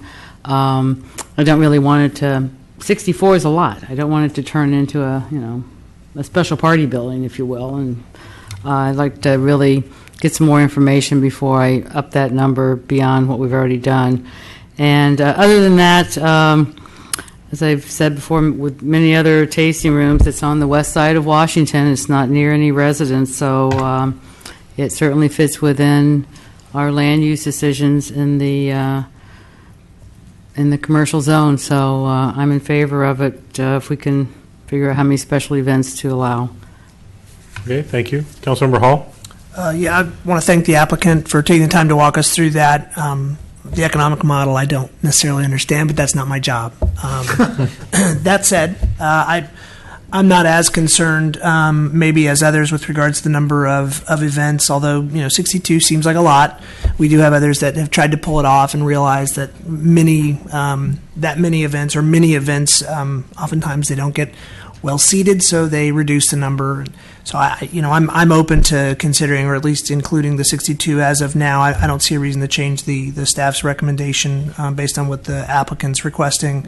Outside of that, it's as suggested or mentioned by Councilmember Moeller, it is on the west side of Washington, so it's in the primary commercial zone. As long as staff feels comfortable that the signage and getting people to parking is going to be adequate and not going to cause people to do sideshows in the middle of Mulberry and Washington Street, I feel reasonably comfortable that we'll be okay. It's something maybe more for the sheriff to keep in mind and get those cameras out there because we have so many of them in town. But that said, I'm comfortable with the application as it is. I wish you luck, assuming that this gets passed tonight. Thank you. Thank you. Councilmember Dornbecker? Thank you for the presentation. my main concern is the number of special events. I would like you to entertain the idea of, number one, reducing those at least for the 6 months, and so we can gauge how they do impact the parking, and if there are issues with people, having some special events during the day and some special events during the evening. During the day, that's a very busy place, and I am concerned that people will take unnecessary risks to get a parking spot. But so I would like to propose that you limit to the initial 4 per month that you were suggesting for that period of time for the entire year, and that we reevaluate that at the end of the year and see how that is working for the town residents and also for yourself. I'm happy to know that the tax on items will be attributed to Yachtville. That's very important to us. It does concern me that the price point is so high, and we are so looking to bring in. But I'm glad to hear, I didn't see any examples of other items that were in the $25 range. But I think that sounds good. And I had a question. Do you have a WC upstairs as well? No, there's only a WC on the first level. All right. Well, that may be a problem that you have to deal with, not myself, so I won't belabor that. But I think I can support this. I think, it would be a lovely to walk into a tasting room that looks like a home and, is very elegant home. So I think I can support it, but I really think that the special events would have to be mitigated a bit there. Thank you. Vice Mayor. Thank you for your presentation.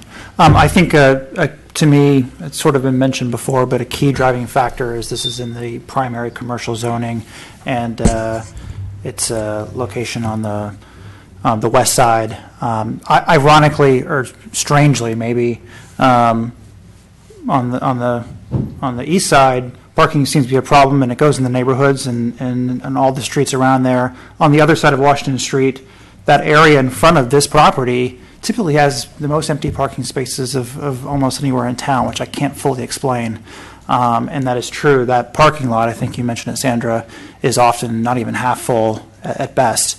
So I do think that this one is, every case is a little bit different. And considering in the past there was a Pilates studio upstairs, which had dozens of people coming and going every day, so something will be there with people coming and going.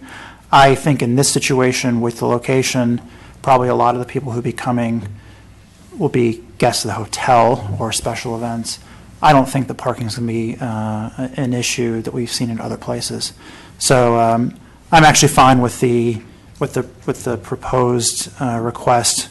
We always have the 60. We usually have. Do we have the 6 month? Is it a 6 month review? I didn't put that in here, no, but we can add it. We should. I just thought I assumed it was there because we always do. I think we should have a 6 month review to see. But honestly, indoor private events, outdoor ones have been a little different. I can't think of any indoor private events that have really caused any problems anywhere.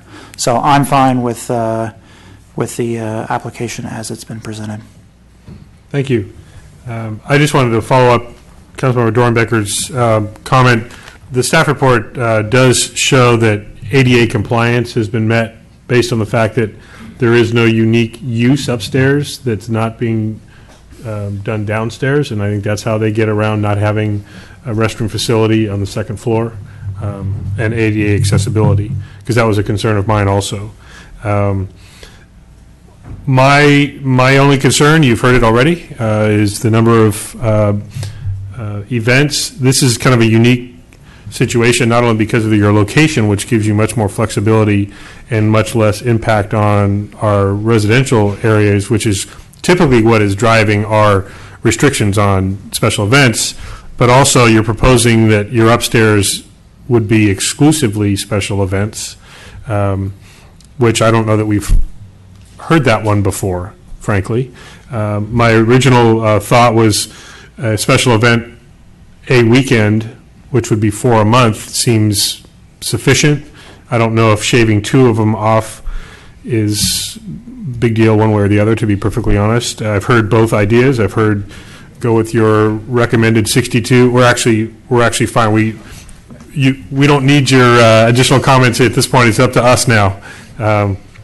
But I think, we've heard both. We've heard that maybe 4 a month is what we can tolerate, especially until a review can be had, or there's also some tolerance for this being a unique set of circumstances, and we can still review and see if there are negative impacts we aren't anticipating. So I don't see any significant concerns I have here. I think this is a very unique, clearly a very high-quality project that you're bringing forward.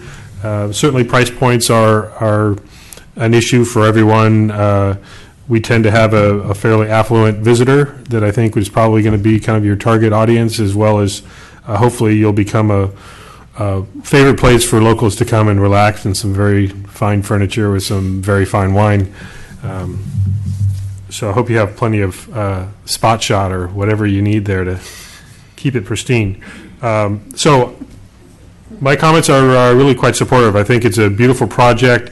I've felt that particular building has been underutilized. I know it's been a hotel use in their spa services, but it just seems to the general public it's vacant. And I'd rather see it be vibrant, and I think this is an opportunity to make it more vibrant. So I can support this as well.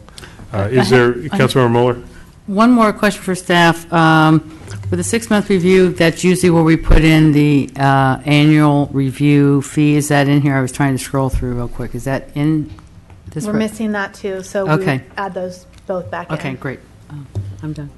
So to be clear, if you're prepared to make a motion and you want to add that, I think there have been 2 concepts supported by council comments. One, the application as presented, one a little bit more restrictive on special events. So if you're prepared to make a motion. I will give it a shot, and we'll see how this one goes. I'd like to make a motion that we approve resolution number 3206-14, approving the use permit and sign permit for the Silver Trident Winery tasting room and the Ralph Lauren Home Showroom in the annex structure on the Villaggio Spa property located at 6495 Washington Street, assessor parcel number 036-081-010, with the following changes: that we include a 6-month review and include an annual inspection fee. Is that the right term? I actually see it as number 6. It is in there. It is so number sorry there. about Okay, that we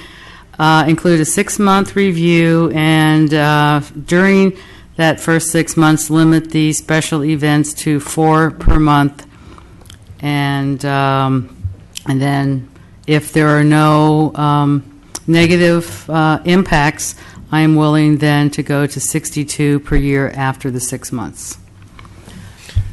Sandra, do we need more specific direction on what is being reviewed after 6 months? Or is there a standard general operational review? Parking, special event use, noise, it's all... It's a standard operational review, and it's generally done at staff level. We only bring it to you if we've identified Right. impacts. So the increase to 62, would that be done at staff level if we don't have something, big concerns and impacts to bring back before you? That's what I understand the motion to be. I'm Okay. fine for a ministerial review at 6 months to increase from 4 per month to 62 Okay. per year. And the breakdown as they have proposed it during certain months, 4 Right. months, or 4 per Everything November through else March, would everything else as stand. presented. Right. Okay. I'll second that compromise motion. Okay, any further discussion? All in favor? Aye. No opposition. Congratulations and welcome to Yountville. Our next public hearing, community center fee amendment to our master fee schedule. I think we're talking about only, is it one fee? Yes, it's only one fee. This Okay. should be very brief. So we are bringing forward to you a little bit of an increase in our Heritage Room rental cleaning fee. We did an RFP for custodial services after the budget and master fee schedule was approved, and that includes the add-on cleaning fee that renters pay when they rent the facility to have it cleaned afterwards. That RFP came back, and the firm that we chose had a slightly increased fee above the previous firm, so that would be the Heritage Room cleaning fee that we're bringing forward to you tonight for increase in the master fee schedule. Okay, any questions about that very succinct staff report? Seeing none, I'll open the public hearing, and we are the applicant, so anyone in the audience have an opinion, comment, question about this item? I think it's public comment. I know. Public No, it is comment. public hearing. That's what it is. Seeing no public, I'll close the public comment portion and the public hearing and bring it back for council deliberation and potential action.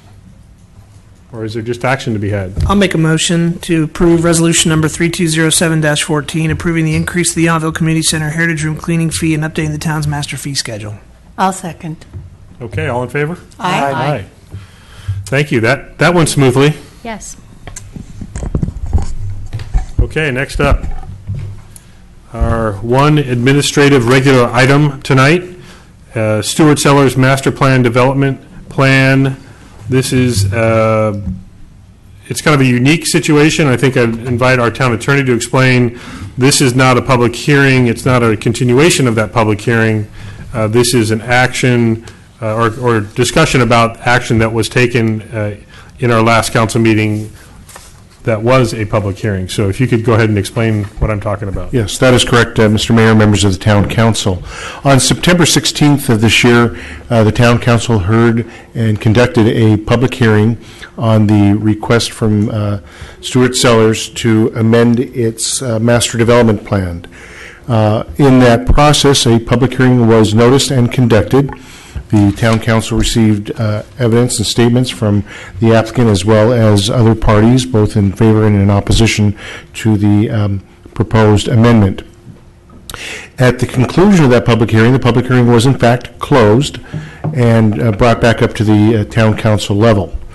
That evening, the Town Council had before it the staff's report and a resolution that was consistent with the report and recommendation that was presented to the Town Council. The Town Council, within its complete right and jurisdiction, determined that the application that was being made by Stuart Sellers was to be denied, and in fact did take that action that evening.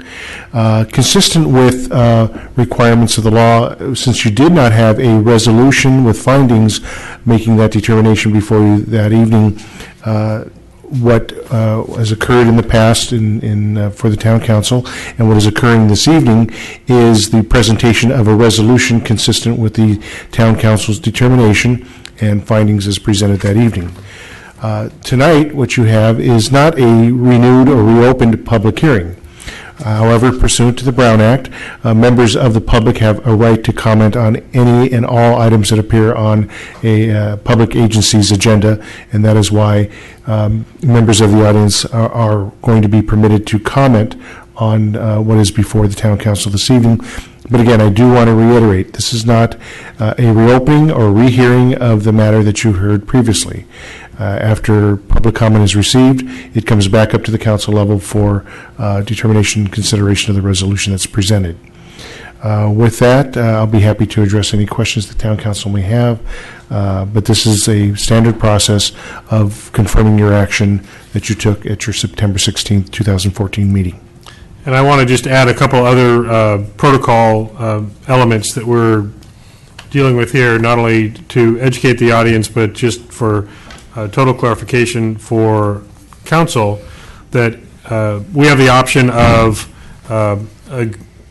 accepting the action that was taken, which is, as you said, a fairly typical, almost housekeeping item from our vote of, I think it was August 13, or only one of the three council members who approved the denial, and I realize this gets a little bit complicated, but approved the denial of the tree removal, only one of those three council members can propose action to reconsider that vote.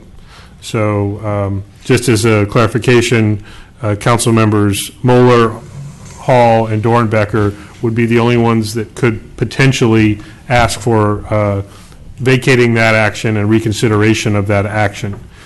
And also to point out, this action only pertains to the tree removal application. It does not impact what is already an approved master plan development project on the property. That still is approved and can be moving forward as we sit here tonight. The one element of that master plan was the denial of the tree removal application. Yes, Mr. Mayor, both of those statements are correct. Okay, and if there were to be reconsideration of the vote from the last August 13 meeting, that does not mean the action taken on the tree removal. I need to clarify, you're referring to the September 16th. Okay, meeting. September 16, I wrote the date wrong. All right, sorry, I knew our town clerk was about to throw something at me. The previous meeting, September 16. That's correct. Okay. Thank you. Thank you. We would not be approving the tree removal application. We would only be basically starting all over again and going back to a public hearing process on that application. That is correct. If the town council, if the action of the town council is to reconsider this matter, it does go back for a public hearing. That would have to be duly noticed. It would be set for a future town council meeting so that all parties who were interested and involved in the process last time on September 16th would be permitted to come and address the council again. Okay. I realize this is a fairly unique situation, which is why I'm trying to go to some of the basic points of it so that we all understand what's happening here. So with that, and it's not a public hearing, but we will be taking public comment. I know also for some folks that aren't normally here, it sounds like the same thing, but it's technically different. So with that, shall we even get into a staff report at this point? I don't It's think we pretty can. self-explanatory. All of the content of the staff report has been presented to the town council. Again, normally you would see this on your consent agenda on these types of matters, but because we anticipated either council or public comment, that is why it's on your administrative or regular items. No, unless council has any questions, we have provided a revised resolution, and that is before you for consideration. At this time, Mr. Mayor, it would be appropriate if any member of the public wishes to address the council on this item, this would be the time. Thank you. And I do want to acknowledge that there were some email statements sent by members of the public regarding this item. Michelle, shall we just say that these documents are available for review? There are several of them. Rather than try to go into detail or to paraphrase them, they are available either in print or online along with the agenda item on our website. Any questions from the council or staff before I invite members of the public to comment? No. Okay, so I know that we have some folks that are interested in addressing the council on this item, so now would be the time. Welcome. I have a lot of things to say about this. My name is Scott Greenwood Minard. I'm an attorney for Stewart Sellers. Could you just pull that microphone up just a little bit higher so we make sure we get you on the record and across the world? Yeah, but I would like to defer my comments and let others have an opportunity to comment before I make mine, if that's okay. I just wanted to make sure that I didn't get cut off at time because this could go a while. Okay. Thank you. Thanks for the heads up. Is there anybody that is prepared to speak at this time? Please come forward. And now we have to lower the microphone a little bit for you, sorry. Evening, Council. I'm a representative of Masonry Napa Valley, so for those of you who don't know us, we're right at the north part of Yountville. And I know our President Paul Leary has already written a letter. Could I get your name, please? It's Ian Fennick. We need your name, sir. Yeah, he just, Yeah, Ian Fennick. Thank you. And I know our President Paul Leary has written a letter to the effect of showing our full support of removal. Sorry, John. oh, go ahead. I know that the main grounds for this were due to health and safety. So I know Paul Leary and some other members of our team have kind of looked through some of the arborist reports and are happy with the fact that the removal had gone through. So that's all. Thank you. And Mr. Leary's email is part of the packet that I was referencing earlier.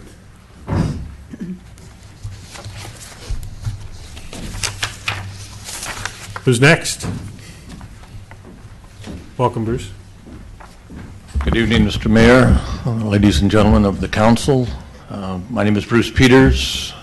Just for the record, I do consult with the Stewart family regarding this project, and my emphasis is primarily on the effects of maintaining the tree and its real estate. We all know in real estate that there are, location,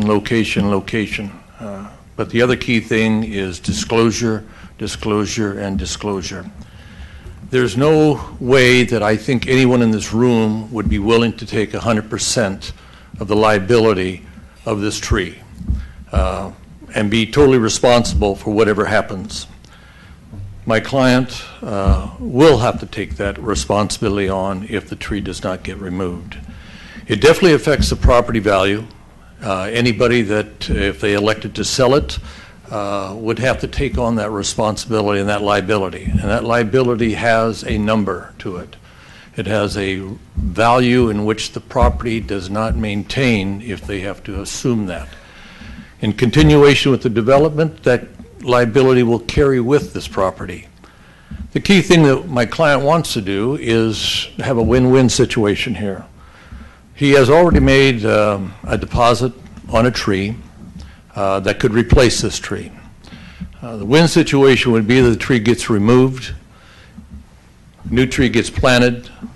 It's not their intent to utilize that land for any other purpose other than what has been approved for development, but a new tree would be there.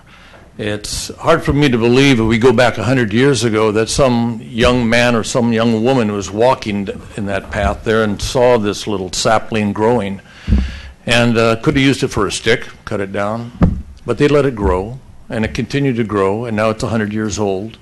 Those people have passed, and the life of this tree is at the same thing. My client would like to start a new generation, put a new tree there for the next unfolding of this town. In being in the real estate business, I've been in many parts of this county, and I have never, ever seen an oak tree growing steel limbs or wire entanglements by itself. Nature has a course of taking care of things, and I don't believe that trying to preserve something that nature is saying to let it be should be the focus of surrounding this development.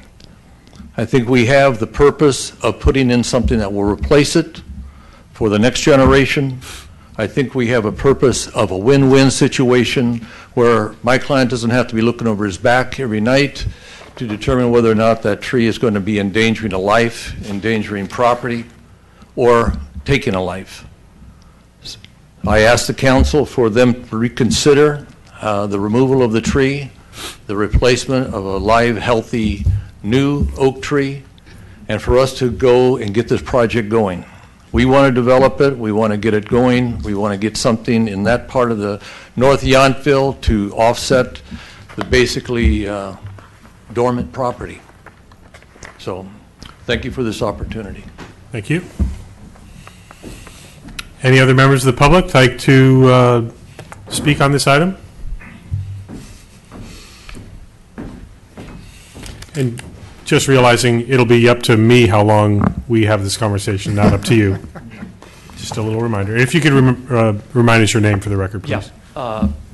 Mayor, council members, ladies, gentlemen, guys. Scott Greenwood Minard. I'm a partner at Dickinson, Peatman, and Fogarty, and I represent Stuart Sellers. You've heard and read a lot of testimony at this point about the condition of the heritage oak tree on my client's property. What's not in dispute is that the tree poses a substantial risk to people and nearby buildings. 3 arborists have examined this tree in the last 4 years, including an arborist hired by the town 3 months ago. Within the last 4 years, all of these folks have concluded that the tree needs to be removed. The tree has serious structural weaknesses. There are 4 arborist reports in the last 4 years to this effect. The tree cannot be saved. We wish it could be. It can't be saved. Here's what also shouldn't be in dispute. If you ignore the arborist reports and nonetheless deny the amendment that we've asked for, you will essentially render our client's property effectively unusable. But we've already heard comments to that effect, so I'm going to move on. My client doesn't want to remove the tree. In fact, they spent considerable amounts of money trying to design a project around this tree to preserve this tree. In trying to do so, 2 additional reports have been issued in the last year and a half saying the tree is beyond preservation. Dueling expert reports can be confusing. There isn't a duel here. This is a 3-to-1 recommendation to remove the tree due to serious structural weaknesses. Because of this, there's a preponderance of evidence that is conclusive that the tree must be removed. It's unfair to my client to ignore the report that the town had commissioned in August of 2014, a report upon which staff based a recommendation as to our amendment saying remove the tree. In the findings and the resolution that are before you this evening, there isn't a single mention of your 2014 report. It's as though somebody found a drawer somewhere and decided to try to lose it. That's an abuse of discretion. At the very least, that report should be discussed at length in the town council. If you consider all the evidence before you on this matter, evidence that we've presented to you, evidence that your own staff has presented to you, you can't make the findings that are in the resolution. Before I delve into the reports themselves and address the resolution findings that you can't make, I want to make a couple of points. First, my client has investigated further redesign of the project to move or remove buildings so that the tree would be less impactful on their project. It's not feasible to do this. This is a very size-constrained location, and anybody who walks by it can tell that. There's a misstatement in the September staff report and in this report and the findings before you tonight that states that my client has failed to perform or comply with conditions of approval of their development plan. This misstatement, this misconception, has unfairly tainted this matter so far. Here's why that misstatement is incorrect. Your development plan was enacted in June of 2013. We came before you with an application in late July 2014. I think I just got my dates wrong. June of 2013 was when you approved the plan. At that point in time, there were a series of recommendations made. My client took it upon themselves to start that process. There were pruning recommendations. There was a boxing recommendations. There were other things that were asked of them that did not come into play until June of 2013. Everything prior to that was an arborist's report and recommendations in an arborist report. My client was not legally bound to follow those recommendations. They had 2 reports. Those 2 reports conflict with each other. The prudent thing to do was do what my client did, which was work with you guys to put together a set of plans and recommendations, and then go hire Sherby Sanborn to try to implement and advise as to how best to do things like prune. You want somebody to know what they're doing. The recommendations don't state prune this way, prune this that way. It was a broad, vague almost, recommendation to prune. One of the 2010 recommendations incorporated into the development plan was to physically examine the tree to determine the structural condition of the buttress roots, et cetera, et cetera. That's what Mr. Sanborn was hired to do in 2013. So I can interrupt you. I'm not sure if it's Mr. Greenwood or Mr. Minor. I'm sorry. It's both. Mr. Greenwood Minor. Yes. Okay. You can call it Realizing Scott. you're not in a court of law making an opening statement and creating your own bit of evidence, we have the factual evidence from our staff report. So we're not going to be here all night listening to your reaccounting of what we've been doing here. So if you could just maybe make some of your key points, that Sure. would be appreciated. Sure. My client tried to comply with the recommendations in the development plan. That was what Mr. Sanborn was hired to do. When his conclusions were, these are not a good idea. This tree is not safe. The boxing with the wires is not a good idea. We came back. We came back a long time before the application was actually filed and started discussing this with staff. So I think the misconception that my client has done nothing or hasn't been complying with its condition of approvals is inaccurate. Subsequent information actually states that Mr. Pramick's report is probably significantly flawed, and I can go on for 3 pages about the flaws in Mr. Pramick's report, from failing to account for trenching and cutting of buttress roots to inaccurate statements regarding the care and condition of branches, so on and so forth. But I would refer you to your own report of 2014. And we also have testimony from your clients that they failed to comply with the mitigation measures that were there. They apologized about failure to comply with those mitigation measures at our previous hearing, just so you include that in your They did, review. and they admit that they did not have followed the recommendations prior to 2013 when the development plan was put in place. They did not prune. They actually doubted that they needed to do that. We were told that they forgot to do it, just so you're clear on what Mr. Stewart told us. And you could ask your own client what he said, if you'd like. But if you could potentially wrap up, that would be appreciated. Normally, we give 5 minutes for each public comment. Yes, sir. I would say this. I don't think you guys can make the findings. I don't think the Arbus reports support the findings.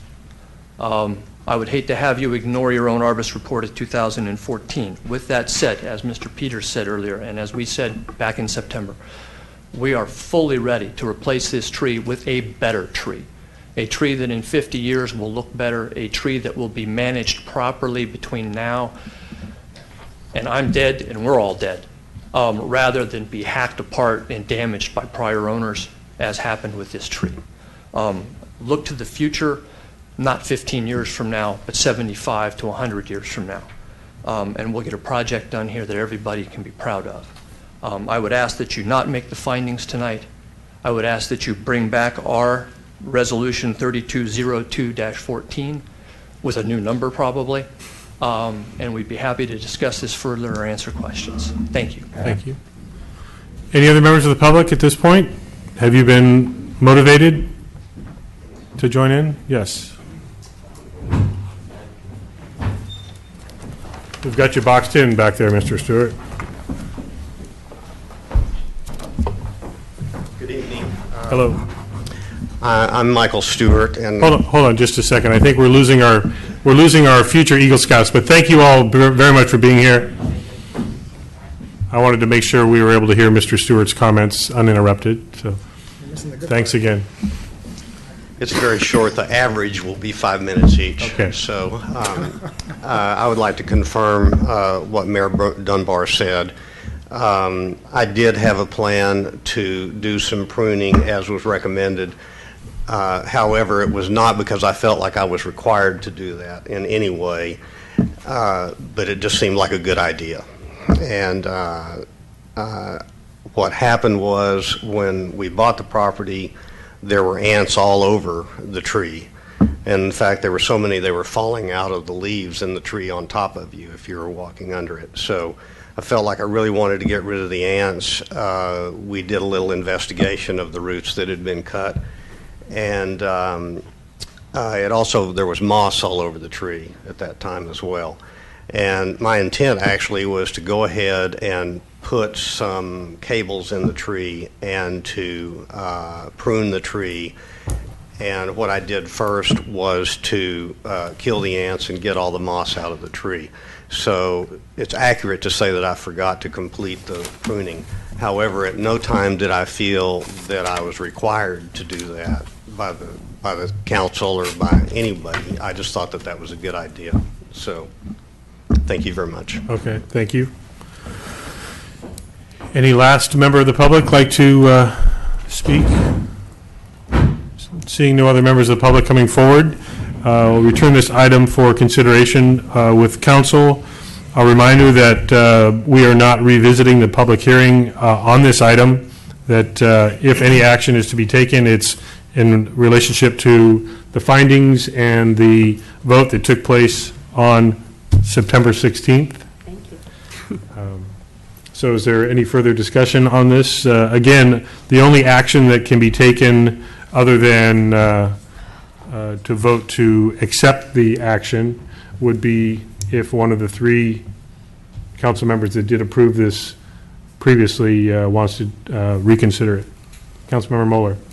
Yeah, I'd just like to make one comment. When I voted together with the resolutions, with the findings that are here for us tonight in this current resolution, I just wanted to make the comment that, yes, we did have multiple arborist reports, but for the record, I don't always consider the quantity of these reports, but the quality. And I made a weighted decision based on the arborist report from Bill Pramick, because he's actually a registered consulting arborist, and this has a very special designation that goes along with having differences in qualifications and the techniques and the practices that goes with that certification compared to the other arborist reports that I believe they are all certified arborists. So I just wanted to make that statement. And I'd be prepared to request that we approve this resolution if you're ready. I just want to give any other members of the council opportunity to comment if so desired. Vice Mayor, are you looking to comment or just adjusting the microphone? I was just going to wait and see if anybody else was going to, but I'm happy to. No, I was going to say I did not vote with a majority. I thought that the mitigation was reasonable. I still believe that.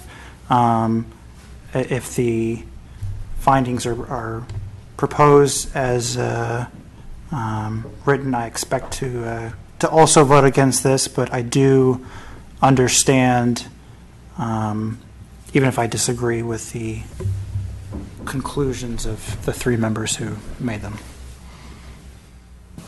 Any other comments? And my comment would basically mirror what the Vice Mayor just said. I was the other member that felt like I could accept the removal of the tree for a couple reasons.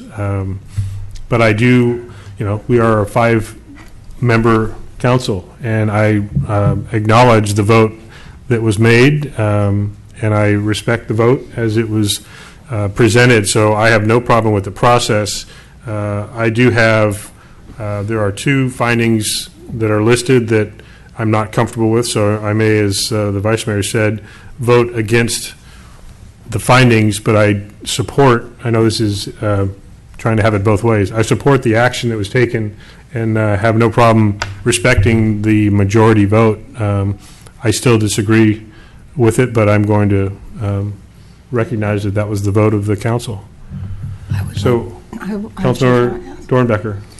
I know that I mentioned this before, but we have just approved a new tasting room that is going to be right next door to the other heritage oak tree in this town that has cabling and has mitigated so that it does survive. And I was hoping that we would have that happen again, because I think that there was an opportunity for Stewart Cellars to also be heroes to this community by protecting this heritage oak. And I just feel that it would have been a beautiful statement. And so also, even in the reports, no arborist has said that the tree is diseased. And so to kill the tree because it's old, I just cannot support that. So if you're ready to make your... Yeah, I just want to also point out, and I appreciate Mr. Stewart's candor in his comments, and also James Stewart's comments at the during the public hearing, that they acknowledged that they did not comply with the mitigation measures that were brought forth by this council when we approved the overall project. And it's really difficult for anyone, whether they're a certified arborist or not, to identify how much deterioration in the condition of that tree has been a result of the lack of mitigation. We'll never know for sure, but I know that that was an item that was discussed and considered by the members that did vote to maintain the tree. So I just wanted to reiterate that point. So I would welcome action on this item if I know there is action to be had. Councilmember Mueller. I'd like to make a recommendation that we approve resolution number 3208-14, denying the master development plan amendment requested by Stewart Cellars applicant, seeking the tree removal of the 43.4-inch DBH heritage oak for the Stewart Cellar project located at 6752 Washington Street, assessor parcel number 036-033-014. So a motion by Councilmember Mueller. Is there a second to that motion? I will second that motion. Councilmember Dornbecker, second. I'll ask for a roll call vote, please. Councilmember Mueller? Yes. Councilmember Dornbecker? Yes. Councilmember Hall? Yes. Vice Mayor Chilton? No. Mayor Dunbar? No. So with a 3-2 vote, that action is approved, which is to basically confirm the action that was taken at our previous meeting that denies the application for the tree removal. Is there anything else either town attorney or town manager requires of us on this item? No, sir. With that, thank you very much. I thank everyone for being here. That again, it's a unusual and somewhat complicated item, so thank you for bearing with us as we work through that. Next, we're going to go to staff informational reports. Are there any that need specific noting, or? No, if I could, the purpose here is to provide an outline, and if you have any questions, staff's prepared. The 4 items include an update on vacation rental, which was just to let you know that we discussed it with the ZDRB, and the feedback was to continue with our fairly strict prohibition on vacation rentals. The second was to provide more information on the state's implementation of the plastic bag ban, which Yountville will be subject to. And then there's a very detailed, we have a very active 50th anniversary committee, and I want to commend the efforts of the committee members, Councilmember Moeller and Dornbecker, and also the work and support of the staff, which includes Michelle Dami and Samantha Holland as we move forward. So there's an overview of some of the things that they're working on.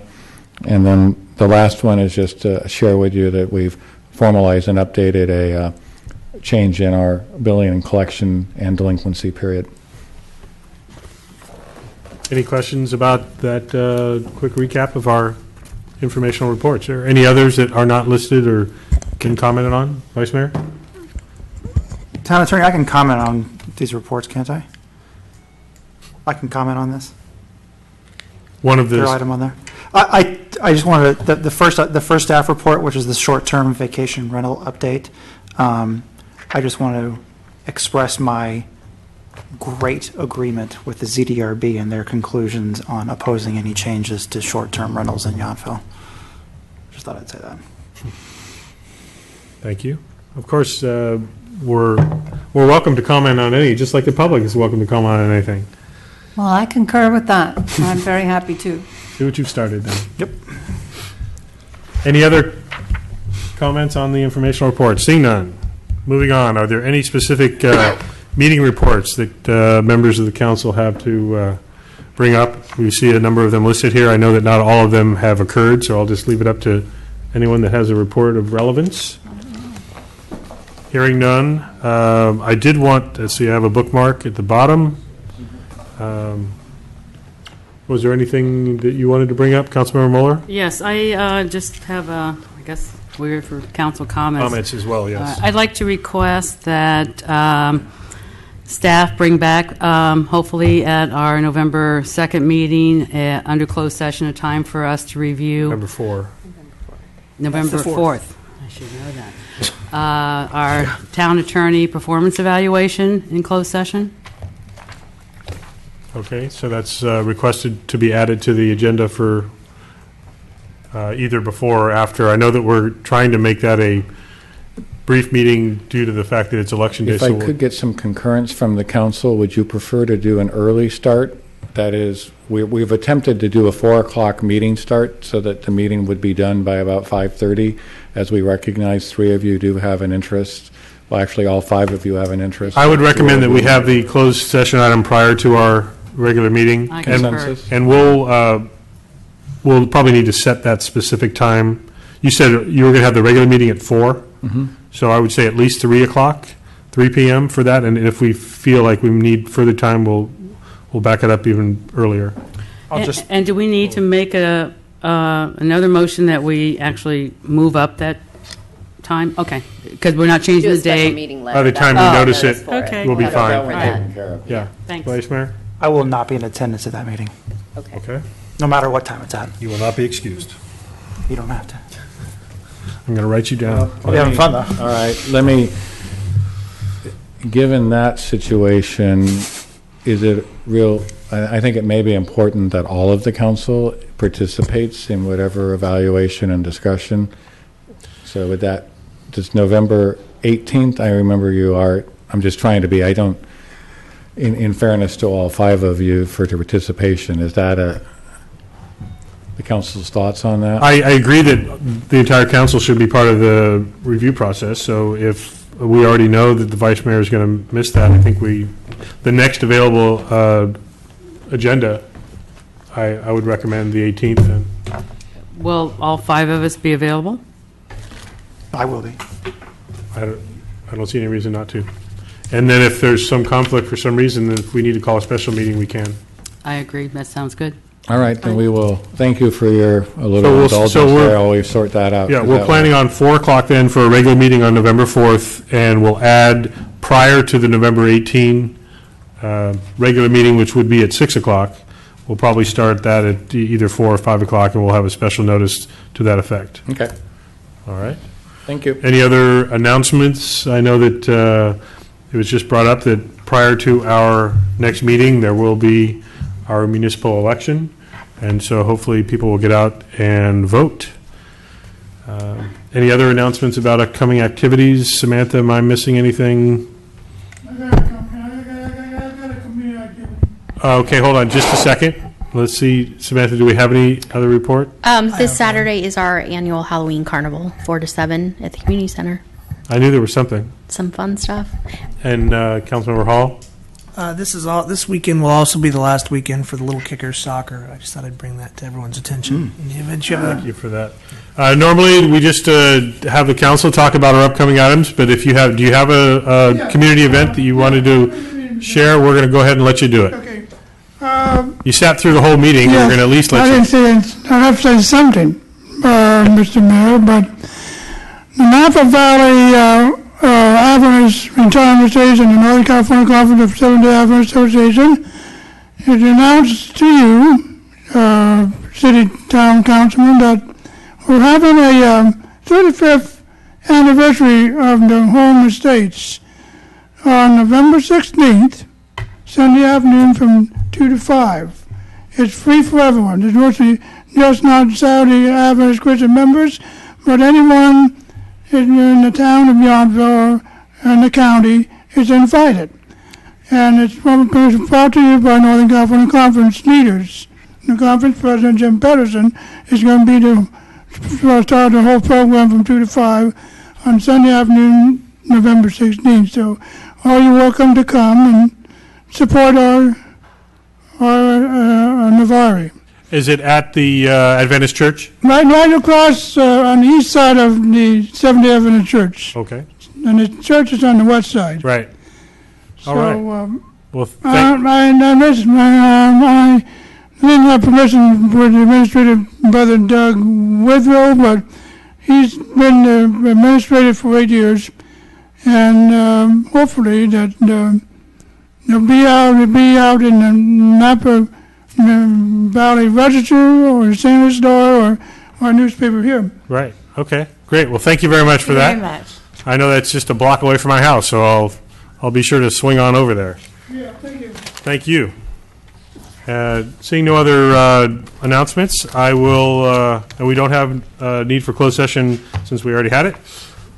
We will adjourn to our next regular meeting, which we just determined will be, even though it says 6 o'clock here, we are planning that to be 4 o'clock on Tuesday, November 4th. Is there a motion for adjournment? So moved. Second. Second by Councilmember Hall. I know all are in favor. Well, Aye. No opposition. Thank you very much. Good night, everyone.